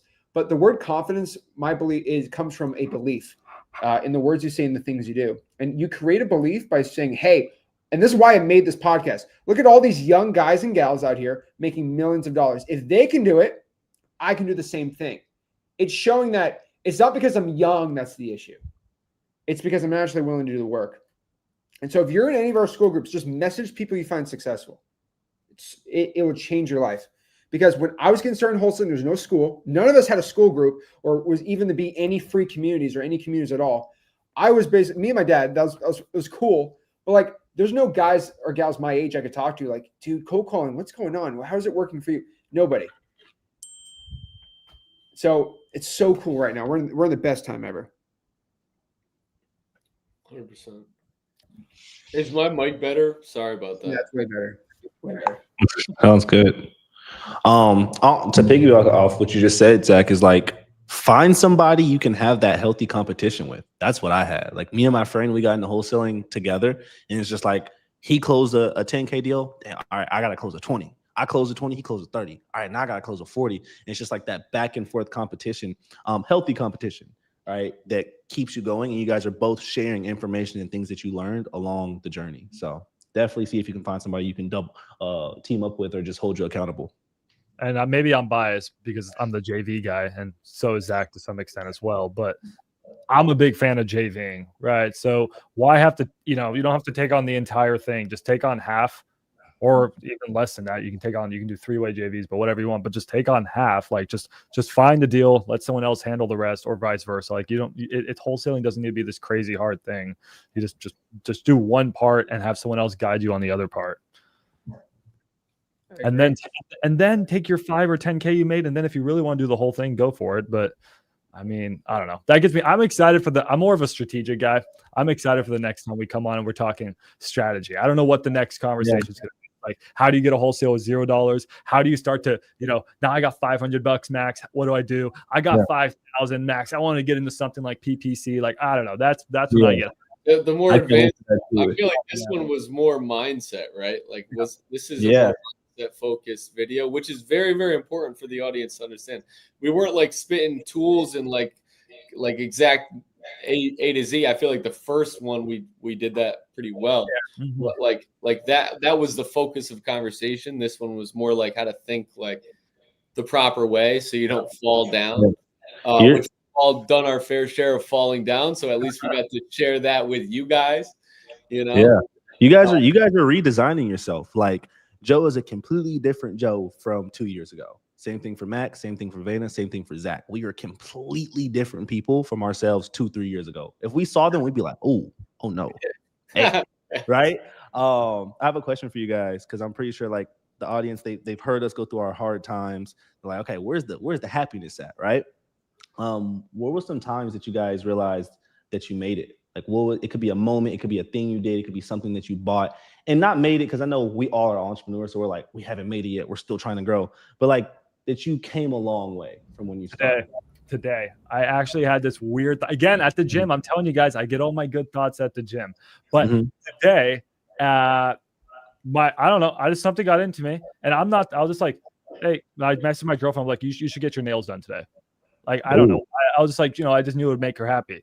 So she went for her nails done, and she came back. She's like, Max, it was so expensive. It was $70. I was like, it's fine. It's like it's fine. Like, you got your nails done.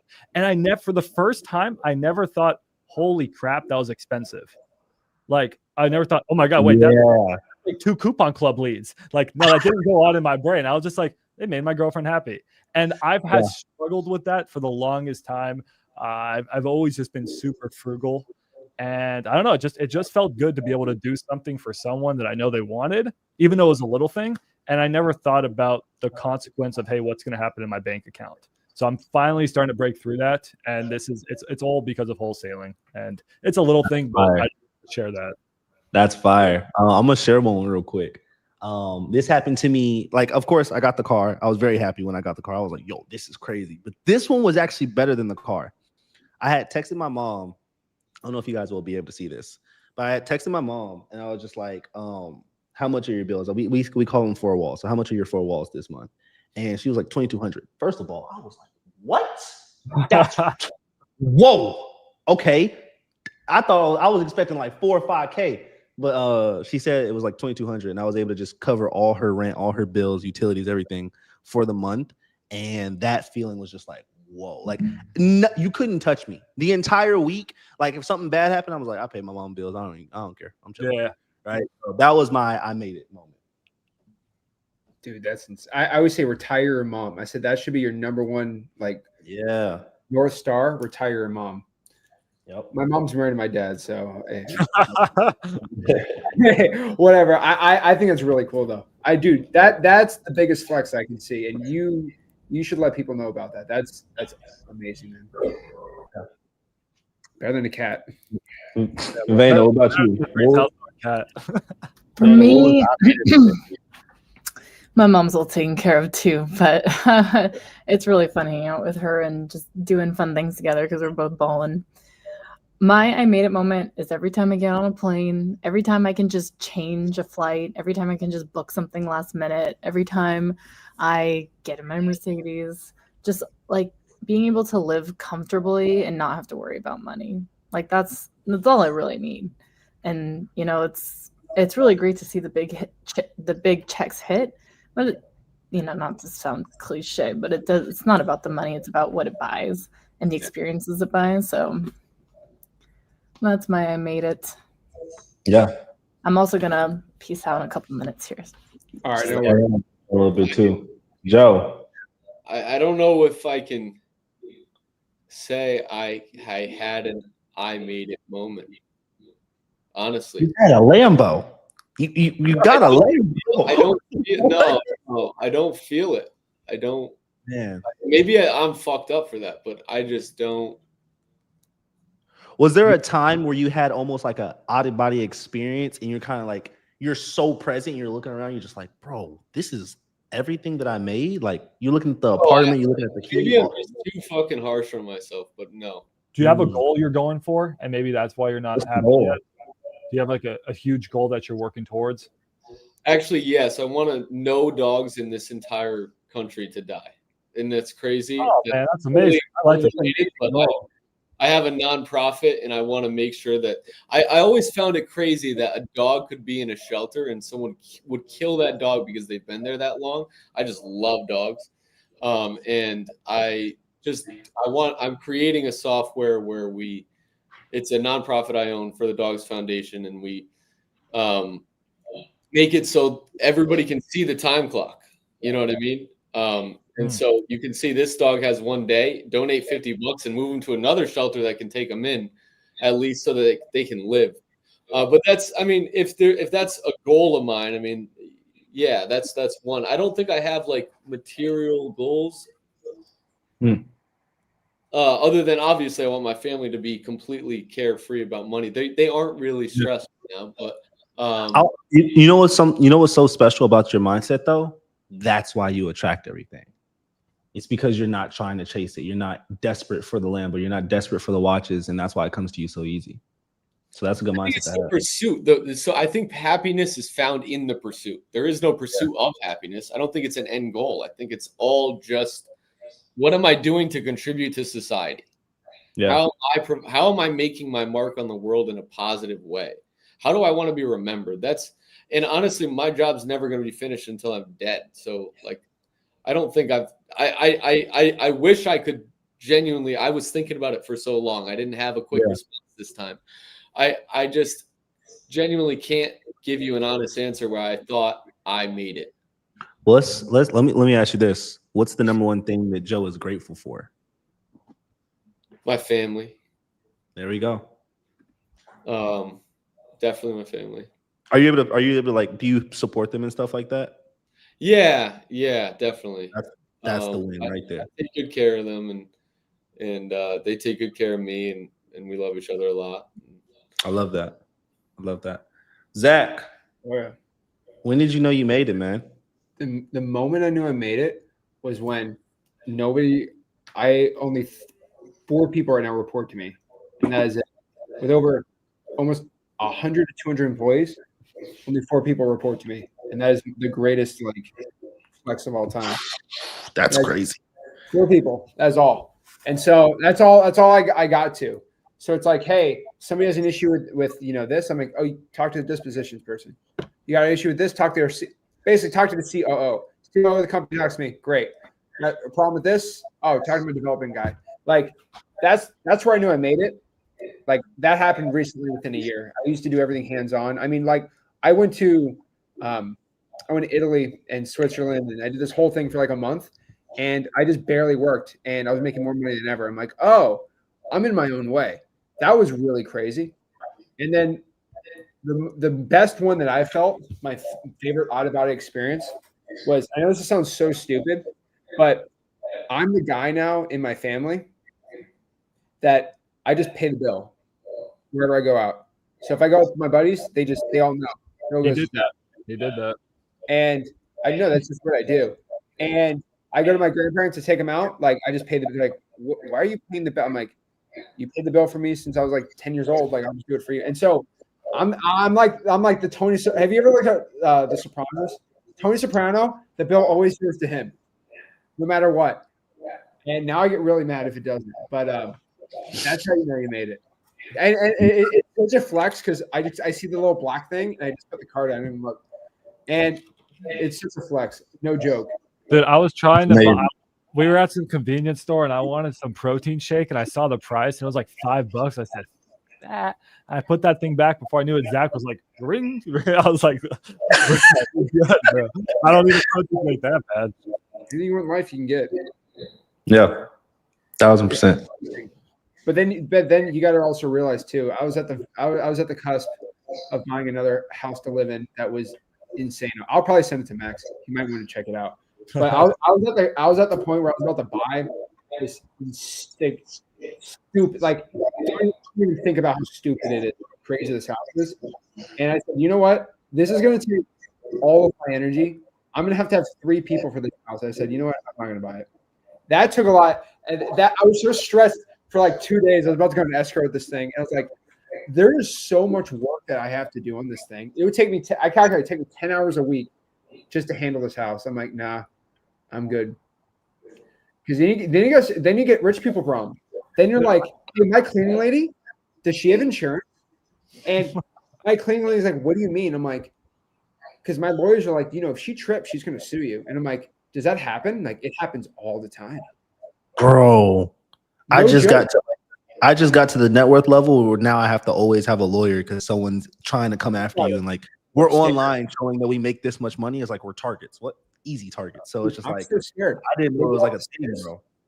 They go up the stairs, break their neck, accidentally. Oh, $2 million lawsuit. Like you have to start like doing stuff like that, and so it's kind of stressful, but it's pretty cool, man. It's I have a question. I have a question for you.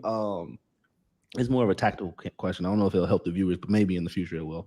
So right now I'm in a point where I'm trying to take it from 180K a month to my goal is just $500,000 a month.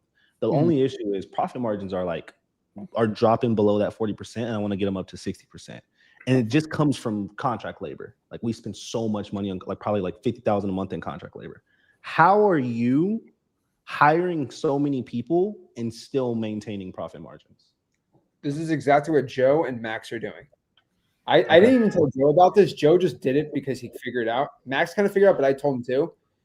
The biggest secret of scaling anybody's wholesaling business, the easiest one by far, is just to be a JV powerhouse. No joke. Like what I mean by this is I can make a video for 30 minutes. You probably spend an hour making that 30-minute video, and people send me 40 contracts. And my we're doing 200 a month right now, Roy, in just JVs. And Wow. No contract expense. And we have VAs with our wholesaling company as well. So I'm just talking strictly JVs. We've been doing 200 a month consistently, just with our students. I had asked Max this. Would he ever compete with New Western? Is that the goal for you guys to like build a company that big or not that big? I would say we'll never get to 12,000 deals a year, honestly, if I'm being real with you. That's New Western is 12,000 deals a year. I don't even think that's where we want to go. I think what we want to do is a good amount of deals, and also we own Dossie, so that's our main focus, is just making that tool as valuable as possible for wholesalers to know what to make offers on, and then bring us more JV deals. Because as soon as we made Dossie, we got more JV deals. That's why we were able to convert, at 200,000 a month is because people are sending us deals, and we have a quick underwriting system. It takes 30 seconds rather than it used to take 30 minutes. So when you get sent all these deals, because we have a pretty large social media following, we get a lot of deals sent to us, but some of these guys just don't know what they're doing. And it's not their fault. They just don't know what things cost to fix. Yeah. Right? And so if you don't know what things cost to fix because you just don't know what Dossie is, then that's it. But luckily, they use it. They bring it to us. So we want to redevelop tools in the real estate space and focus on that kind of business, rather than being like New Western taking over the whole thing. That's not really our ambition. Okay. Well, the thing and that's why I love JVs, and I was actually having this exact conversation with you, Roy, the other day, was that these New Western type companies, and I used to own one last year, they're very, very, very expensive to run, because we all have to pay our sales agent, right? So the sales agents is about the same, whatever they make, right? 10, 20%, that's the same layer. But they have this other layer, that's the acquisition agent at these companies. And you've seen it all over Facebook. They're really annoying. I used to have like 10 of them at my own company. And they're on Facebook like, I'm a buyer, or I'm interested, right? And they're always commenting on everyone on Facebook. Those guys, they make like 20 to 30% of each deal. And the thing is, when we're doing JVs, we don't need people to go out and find the deals, because we're making YouTube videos. Our YouTube videos, our content, our apps, whatever they are, that's the acquisition agent. Way more, it's organic. So who runs New Western? Like, do you guys know the guy? Like, I don't know. So that's they know who owns us. Yeah. I mean, I actually do know the guy, but that's not the point. Still, I don't know. 30% is saved. And then they have another like 25% in just these big fancy offices, so they can impress people. So right there, we've already saved over 50%, which makes these JVs just so profitable. And like you're saying, Joe, you're really hitting on it. I think there is a world where some influencer, it's probably not going to be me, but some guy ends up going, maybe they're not as big as New Western, but they end up becoming huge, because just like you're saying, Joe, who would you trust with your deal? The guy you watch on YouTube every single day, or you follow on Instagram in his nice ass car, out wholesaling, or are you going to trust him? Who's New Western? Like, who is New Western, right? Who are you actually going to trust? And I think there's a big opportunity there for JVs. And I think JVs will continue to be the future for people like us. And then what's really cool is that for all of you guys who are like, Max, I don't have a big YouTube channel, I don't have this or have that, you guys could be making so much freaking money just bird dogging. So you can just find, or like Zach calls it, he calls it ICAG. I know a guy. You guys know me, I'm a guy. You guys know Zach, he's a guy. Joe, he's a guy. Roy, he's a guy. Just go find wholesalers who have deals. That's an epidemic. There's so many wholesalers who have deals who don't have buyers. Just go quickly underwrite it, make sure it's a good deal. You can use tools like Joe's tools. I have a ton of tools in my community that you can use to just quickly underwrite the deal. And if it's a good deal, send it over to me, send it over to Zach. We'll sell it, and you'll get paid a percentage for not talking to a seller, not finding a buyer, just being the acquisition agent. So yeah, love JV. I want to tell the viewers what just happened. I just asked rich people a really good question. I just asked some rich people a really good question. I have money. I could come on this podcast and I can be like, I know this and that, but I became a student and I'm asking these rich people, how do I take my business from 180 to $500,000? And just, they didn't gatekeep. They told me everything. Do you understand? By asking that question, in the next 3 months, I'm going to scale my business. All because I asked the right question to the right person. We'll see. I've been telling you to, but you're not taking my advice. Oh, first of all, I started live streaming. No, I didn't. I'm proud of you, man. I'm proud of you. What did I tell you? I told you your advice too. I got to get on the YouTube. I told Joe. I said, Joe.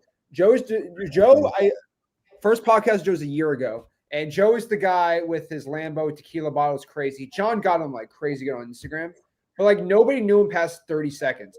I was like, I don't even know this Joe guy. I'm like, Joe, are you even doing deals? He sends me all the checks. I'm like, okay, he's doing deals. I'm like, let me just sit down with Joe for an hour. No one's heard this guy sit down for an hour before in his life. And I'm like, wow, he's actually legit. But nobody would know because no one sat down and heard him speak for an hour. I'm like, dude, you need to make a YouTube channel. Same thing with Roy. I'm like, Roy's actually pretty dang good at closing. We've been somewhat consistent with the YouTube. You can't give me that. I don't have videos like you. I'm talking a year ago. Yeah. We started popping them off.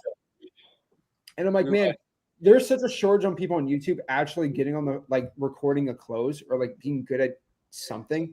Like when Roy started like posting like closing deals, I'm like, that's insane. Max did the same exact thing. I'm like, dude, just keep doing what I'm doing and you inspire young people. Yeah. I have a few questions because all of y'all have a lot of followers on Instagram. I can't crack the code. What are y'all doing?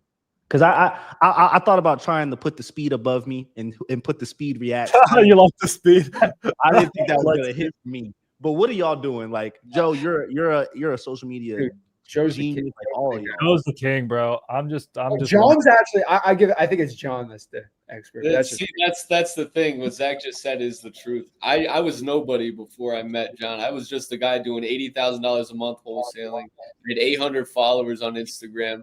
I didn't even have TikTok downloaded on my phone, but I knew from the jump when I started, I was going to collect all the proof. So I always wanted to be actually, ironically, a YouTuber. but ironically, that's the worst social media site I'm good at right now.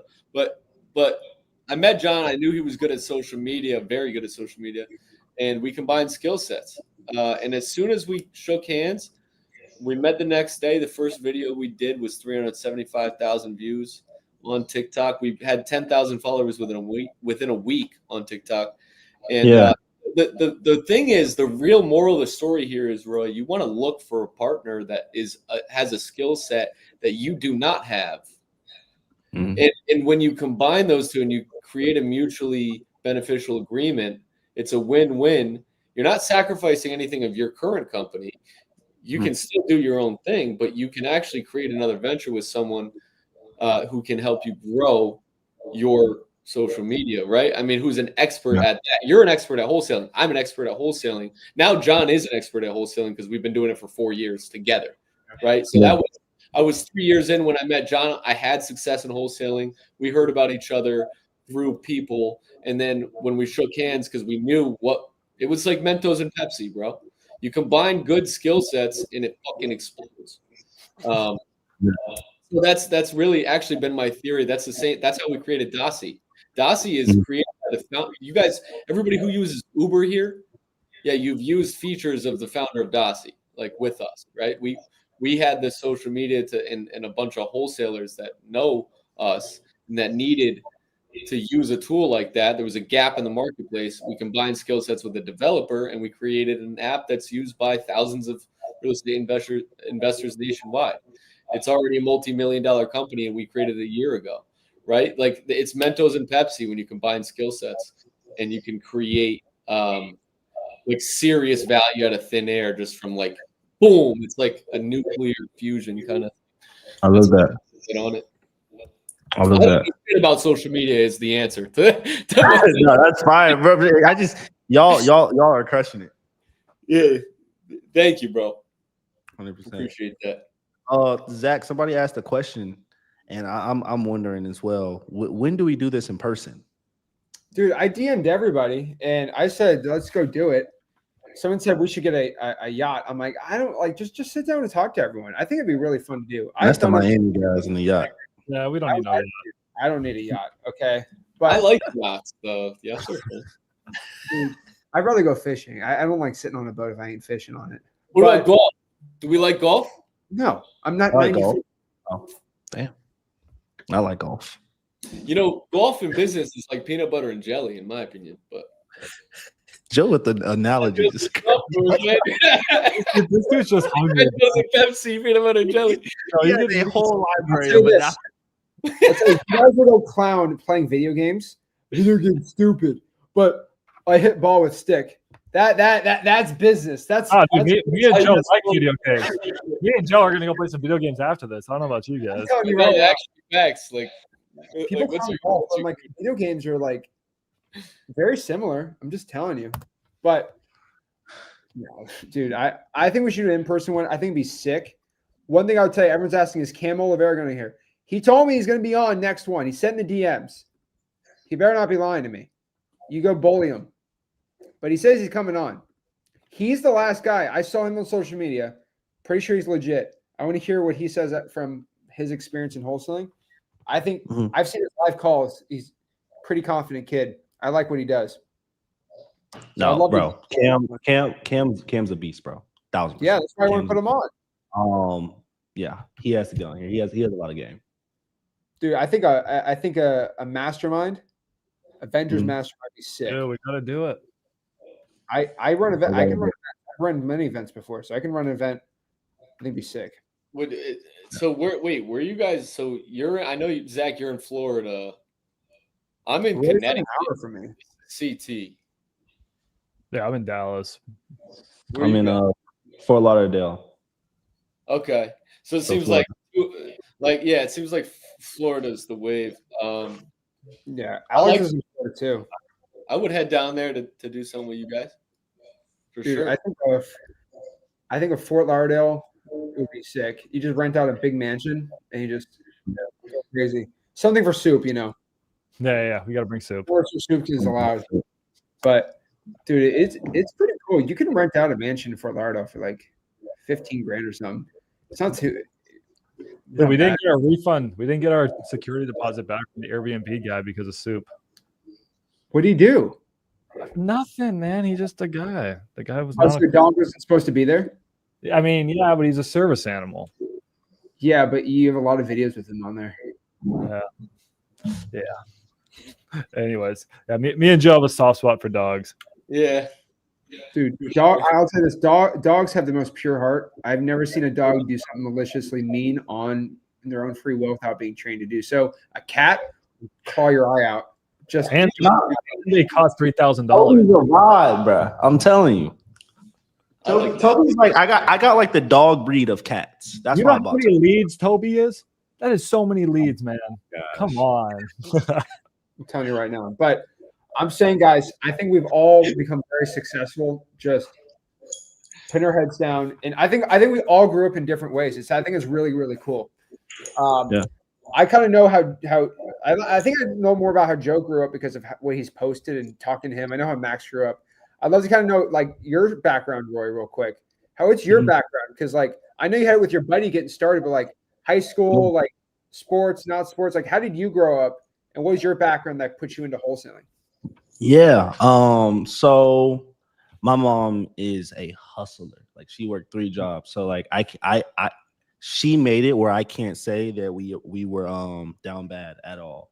We definitely weren't like thriving or anything like that. But she always, if we needed new shoes or if we wanted to do something, she was going to provide for us because she already went through her time of having to live in the ghetto and struggle and stuff like that. So she's just like, my kids aren't going through that. So I went to throughout high school, I already knew I didn't want to be doing anything that had to do with the 9 to 5. Like that wasn't even in my vision at all. I started watching YouTube super young. I saw Phase Rain by the R8. I don't know if y'all remember that. Big moment on YouTube, right? It's like, whoa, a kid just bought a supercar. This is before all the 18-year-olds had supercars. Our Phase Rain was like the first one to do it. And I was just like, I want a supercar. How do I do it? So I was just like, I'm going to become a YouTuber. Got some success doing YouTube, made like $800 on like a parody music video. I get into high school, started getting C's. You got to send me that. You got to text me that. That's pretty cool. All right, say less. I was getting C's. My aunt takes away my computer. So I'm like, damn, all right, I can't make YouTube videos anymore. By the way, I had grown like super big on YouTube parodies and stuff like that. So then I found stock trading, lost all my money there, found drop shipping. I did $250,000 drop shipping when I was 17 years old. Shout out Ty Lopez. And I took that money, went into Facebook ads, blew it all. So now I'm in high school. I've rented I-8s for prom. I've tasted money. I bought Louis belts. I bought every single pair of Yeezys, and I lost it all. And I had to do DoorDash straight out of high school. My parents gave me a gap year. They said 1 year, figure it out. After that year, you're going to community college. After that, I'm doing DoorDash, and I'm scrolling. And remember, my goal was to buy a car. So cars were like, if anybody had a car in a business model, you got my attention. First, I saw some random dude with a scat pack in wholesale real estate. I'm like, all right, if I see another person, another young person with a car, I'll hop in. And that's when Jacob Blank buys his I-8. Once I saw him buy his I-8, I was like, all right, let me figure out what he's doing. I look up wholesale real estate. Kong was like the one who educated me on it. Jerry really teach me how to like do the closing and talk to title companies and all that. Back in the day, Zach, we ain't have you. All we had was like something Gibbs, something Jamil Gibbs. Bro, and Jay. Legit, super legit. Love that guy. Like real estate investing, but that dude's a legit wholesaler. Love that guy. That was all that was out back in the day. So I get into wholesale real estate, and then I closed my first deal for $10,000. It was an on market, and it was the first time I had $10,000 in my bank account. Instantly stopped doing DoorDash. Got a Spaces office that was like $500 a month, and just locked in with me and my friend, and we just made cold calls all the time, and just continue to learn and just be obsessed with this business. Going to the gym, listening to cold calls, driving home, listening to cold calls, listening to podcasts, listening to wins. Zach, I listened to every single testimony you posted with one of your clients or somebody you knew who won, mainly because I was trying to take their market, because you gave out that advice back in the day. You said, if anybody posts a check, take their market. So I would do that, and I would listen to what markets they were in. Still their player from the address on the check too. Oh gosh. But anyway, so yeah, that's how I got into it, and now I'm here today. Dude, I love that, man. That's so cool. It's cool knowing someone's background, because the reason I say that is because I didn't grow up like that. But here's the cool part: some kids watching this like, oh my god, that's exactly how I grew up. Wow, it's like the car thing for you, but it's like how I grew up. Was it in Dallas? Yeah, it was in Dallas. I grew up in Dallas. That's cool. And I, by the way, guys, like I was crushing it on TikTok and YouTube. Like I have one TikTok where I have like millions of views, like I'd say probably like 80 plus million views. YouTube channel with like 60,000 subscribers with like a lot of views on there as well. If y'all couldn't tell, I wanted to be a YouTuber. I just ended up falling into wholesaling. But whenever I was able to find I can be on camera and I can do wholesale, it was over. Dude, I love it, man. Yeah. All right, guys. Well, I'm inspired by this, but I know we got to head out here. So I'll let everyone just kind of say their parting thoughts. I'll go first, so I'm not the last word. But guys, if you can see all of us become successful, and we're legitimately just trying to give you our best advice, just take what we say, get to work. There's no secret pill. There's no secret solution. There's no like crazy big program that's going to help. It's just going all in on believing in yourself. Whoever wants to go next. Damn, I don't know if I can top that, but no, I mean, I'm just blessed to be here, blessed to be able to educate you guys. And I'm just been pretty much preaching this whole time. I'll just sort of summarize what we started with, guys. Wholesaling is not a job. It's a business. You got to treat it like a business. If you treat this like a 9-to-5, you're going to get the same results as a 9-to-5. You're now an entrepreneur. You got to start acting like an entrepreneur. That means you want results. You need to what was my abbreviation? Anyways, you just need to start locking in and focusing, guys. Okay? I forget it. Anyways, it's been 2 hours. 1-1-1.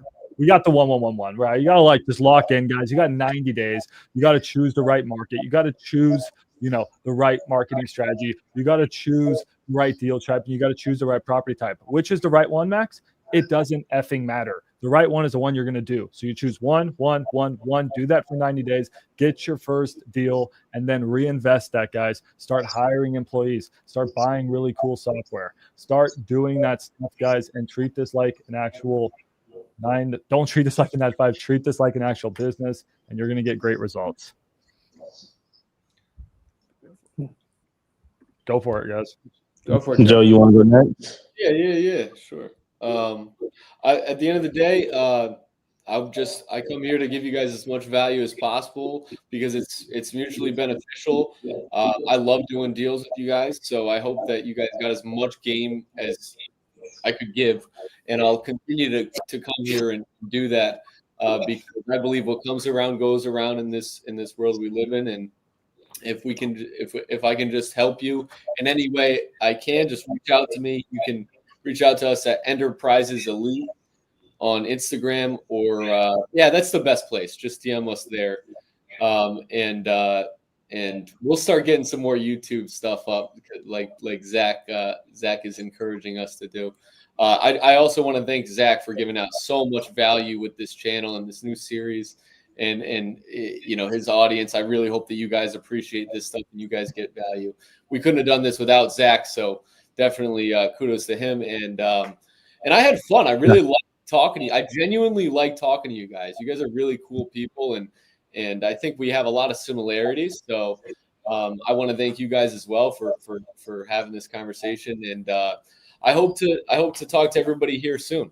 If you guys are gonna send us a joint venture deal, just make sure you send us the DASI screenshot, DASI, and send us that with the pictures and the contract, and we'll get that done as long as it's a deal in that range that DASI gives you.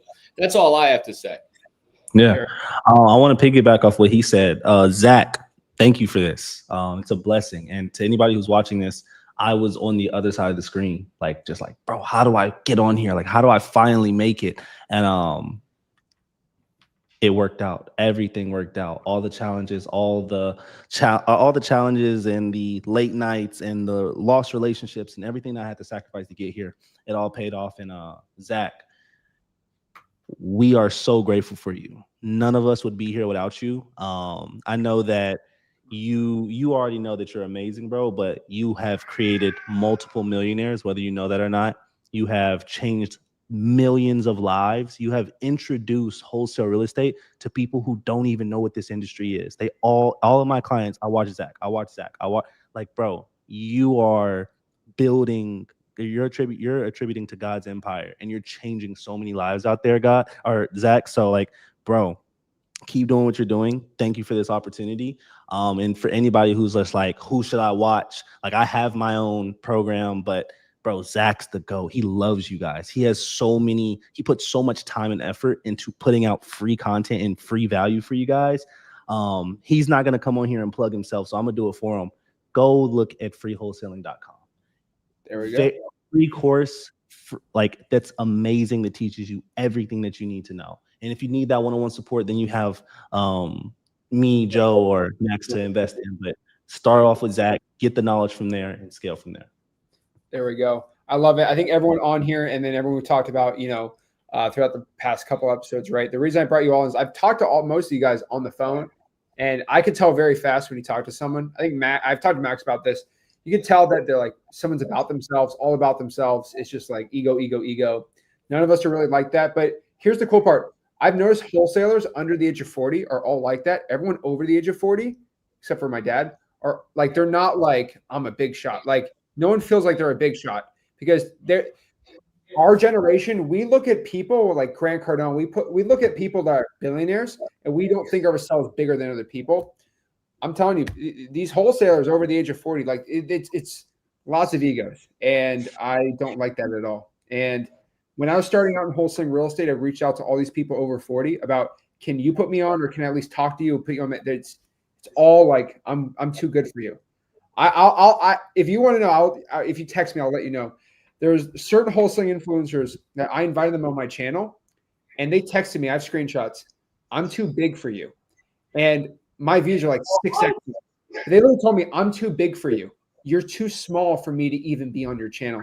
And that is just why I made New School, because these are the new school of wholesaling. We all want to help each other out, and we all want to lift each other up. And that's kind of the whole point. So thank you guys so much. Appreciate it. 1,000%. So, Crush it. next month, Cam better hop on.